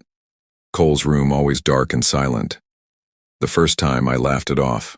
Old house, thin walls. But when it happened again, I whispered through his door, Cole, you good? Silence. Not even a rustle. 2 nights later, I got out of the shower around midnight, towel draped over my shoulders, steam still clinging to me. As I walked back toward my bedroom, I froze. Cole was standing behind my door, pressed against the wall, his eyes wide open, staring. What are you doing? I snapped, my voice echoing down the hall. He didn't answer. He just turned slowly and walked back into his room, shutting the door with barely a sound. The next morning, I confronted him over cereal at the kitchen table. Night. You were in my room. Why? Listen, man. Last he looked at me like I was speaking another language. What are you talking about? I was asleep. I saw you, I pressed. He tilted his head, gave the faintest smile. Then maybe you dreamed it. The way he said it made my skin crawl. I started locking my bedroom door at night. At first, it gave me peace. But soon, even that wasn't enough.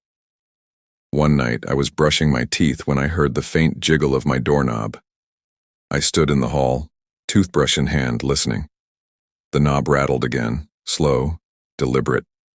I whispered, "Cole?" No answer. Another night, I fell asleep with my headphones in, only to wake at 3 a.m. to find my door cracked open. My stomach dropped. I sat up, and that's when I saw him. Cole was standing in the corner of my room, not moving, not speaking, just standing, his face blank, his eyes reflecting the light from the hallway. I shot out of bed. "Get out!" My voice cracked with fear. He bolted, slamming his own door. I stood there shaking, my heart pounding so hard I thought I'd faint. That night I didn't sleep. I sat on the edge of my bed with the lamp on, bag half packed, waiting for the morning. The next day I told him I was leaving for the night, packed a bag, and crashed at a friend's dorm. It felt juvenile, but I needed space. Safety. When I came back the next afternoon, the first thing I noticed was my bedroom light. It was on. I hadn't left it that way. Then I saw the note. A single sheet of notebook paper lay on my pillow. In neat handwriting it said, "You shouldn't lock me out." I stumbled back, bile rising in my throat. My first instinct was to run, but I forced myself to grab the paper, shove it in my backpack, and get out. That night I called the landlord, my hands shaking so badly I almost dropped the phone. He sounded annoyed more than anything. "What's going on now?" I told him everything, how Cole had been in my room, the noises, the note. There was a long pause. Then he said, "Truth is, I never checked his references. He had no rental history, just gave me a recommendation letter I didn't even call on." "Are you kidding me?" I shouted. By the time I begged him to help me get out of the lease, Cole was already gone. His room was stripped bare. No clothes, no books, not even trash in the bin. It was like he'd never lived there. I left that same night. I didn't pack carefully. I just grabbed what I could and stuffed it into my car. Driving away from Pearl Street, I felt like I'd barely escaped something I couldn't name. For weeks I stayed with friends, bouncing between couches while I searched for another place. I told people bits and pieces of the story, but I always stopped short of the truth. Because how do you explain something like that without sounding paranoid? Still, the image stuck with me. Cole standing in the corner of my room, blank face, wide eyes, like he was studying me, waiting. Even now, years later, I sometimes wake in the middle of the night certain someone's in the room with me. My rational brain says it's stress, it's memory, it's nothing. But my gut whispers otherwise. I never saw Cole again, and part of me is grateful. But another part, the part that still locks my door 3 times before bed, knows he could be out there, watching someone else the way he watched me. Living with strangers can feel like a gamble, but your instincts aren't lies. When someone crosses your boundaries, it's not overreacting to protect yourself. It's survival. Peace of mind and safety should never be sacrificed for convenience, money, or politeness. Because sometimes the danger isn't loud or obvious. Sometimes it waits quietly in the corner. When you're 24 and freshly single, the world feels heavier than it should. That's where I was in 2019, dragging myself through long shifts at a coffee shop off Belmont, trying not to think too much about the breakup that had unraveled the life I thought I was building. Rent on a 2-bedroom apartment on S.E. Hawthorne was more than I could handle alone, but I couldn't stand the thought of crawling back to my parents' place in Salem. I told myself I'd make it work. I posted an ad online, desperate for someone, anyone, who could cover half the bills. That's how I met Devin Price. He showed up with a small duffel bag and a half smile, said he was between jobs and just needed a quiet place for a few months. He handed me his half of the deposit in cash, which felt like a miracle. At first glance, he seemed polite. No weird questions, no complaints about the apartment's drafty windows or the squeaky pipes. I thought maybe I'd lucked out. But almost from the start, something about him felt off. Devin didn't really go anywhere. He didn't cook, didn't watch TV, didn't even seem to own much beyond that duffel. Most nights I'd pass his door and hear nothing.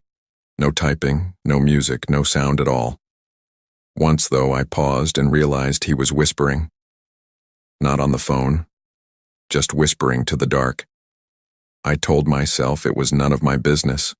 Maybe he was praying. Maybe he was practicing speeches. Maybe I was imagining it. I had too much of my own stress to worry about what my roommate did in his room. But the strangeness didn't stay contained there. It started leaking into my life. The first time I knew something was really wrong, I woke up in the middle of the night to a weight in the room. Not sound, not movement, just that prickling sense of being watched. I blinked and saw him. Devin. Standing at the foot of my bed. Devin? What the hell are you doing? My voice was raw, half asleep, half terrified. He didn't move for a long moment. His face was blank, eyes unblinking. Finally, he whispered, "You left your window unlocked." Then he turned and walked out. I sat frozen for a full minute before I jumped up to check the window. It was shut, locked. I spent the rest of the night wide-eyed under the blanket, telling myself maybe he sleepwalked. The next morning, over coffee, I asked him, "Were you in my room last night?" Devin blinked, then smiled faintly. "No, I don't sleepwalk. Maybe you dreamed it." He said it so calmly that I almost doubted myself. Maybe it was the stress of the breakup. Maybe it was exhaustion. I tried to laugh it off. But deep down, I knew I hadn't dreamed it. After that, little things piled up. I'd wake to find my door cracked open when I knew I'd closed it. Once I came home from work to a note slipped under the door. "You should lock things tighter. Not everyone is trustworthy." I held the note out to him at dinner. "Did you write this?" Devin stared at me for a long time, then finally said, "Warn you first." His tone was flat. I felt my stomach turn. If I wanted to do something, I wouldn't. I started locking my bedroom door at night. At first it made me feel safer, but soon even that comfort was stolen. I'd wake to the sound of the knob turning slowly, deliberately, like someone testing the lock. I'd sit there, holding my breath, waiting, until finally the pressure stopped. Then I'd hear his footsteps retreat down the hall. Work became unbearable. I'd stumble through my barista shifts on no sleep, snapping at customers, burning milk because my hands were shaking. My manager pulled me aside once. "Everything okay at home?" she asked gently. I wanted to spill everything, but instead I forced a smile and said, "Just tired." Devin never apologized, never acknowledged the tension. He'd sit in the living room sometimes, staring out the window like he was waiting for something. When I tried small talk, asking if he'd had any luck finding work, he'd answer with a shrug, then ask questions about me. "Do you usually leave your curtains open? Do you always come home around the same time?" Questions that felt less like conversation and more like notes being taken. The breaking point came one night when I heard paper sliding across the floor. Another note. This one said, "You're easy to watch." I couldn't ignore it anymore. I confronted him the next morning, fists clenched, voice shaking. "You need to leave." Devin just looked at me with that faint smile. "I told you I wouldn't be here forever." He didn't argue, didn't pack slowly, just gathered his few belongings, if you could even call them that, into the duffel and carried it out. No goodbye, no forwarding address. He was gone before noon. Relief hit me like a wave, but it was mixed with something else. Fear. Because he left too easily, like he had planned it. For a few weeks, the apartment felt lighter. I slept with the door unlocked again. I cooked dinner, watched TV, even invited a coworker over for drinks. I thought maybe I'd overreacted, that Devin had just been socially awkward, that I'd let my paranoia spin out of control. Then the first note appeared. It was under my doormat, "Still not locking your window." I froze on the threshold, the keys shaking in my hand. The notes kept coming. One was taped to my bathroom mirror. "You're easy to watch." Another was left on the kitchen counter, though I was certain I'd locked the door. Each one felt like a blade slipping between my ribs. I begged my landlord to let me break the lease. "Please," I said, nearly in tears, "knows how to get in." The landlord gave me a hard time, but finally agreed. It's not safe. I packed up my life into boxes, moved across town into a studio so small I could barely turn around, but at least it was mine. I changed the locks twice, bought a door bar, even shoved a chair under the knob at night. Still, I couldn't shake the feeling he knew where I was. Sometimes I'd wake in the dark, certain someone was standing over me. I'd switch on the light and see nothing but my cluttered desk, my half-folded laundry, but the dread never left. I never saw Devin again. But even now, years later, I catch myself checking the windows 3-4 times before bed. Because once you know someone is capable of watching you that closely, you can never unlearn it. We don't always get to choose who we let into our lives, especially when money or circumstances press us into taking risks. But boundaries are not optional. If someone makes you feel unsafe, trust that feeling. Protect yourself early, even if it feels awkward or inconvenient. Your peace of mind is worth more than rent, and ignoring instincts can cost far more than comfort.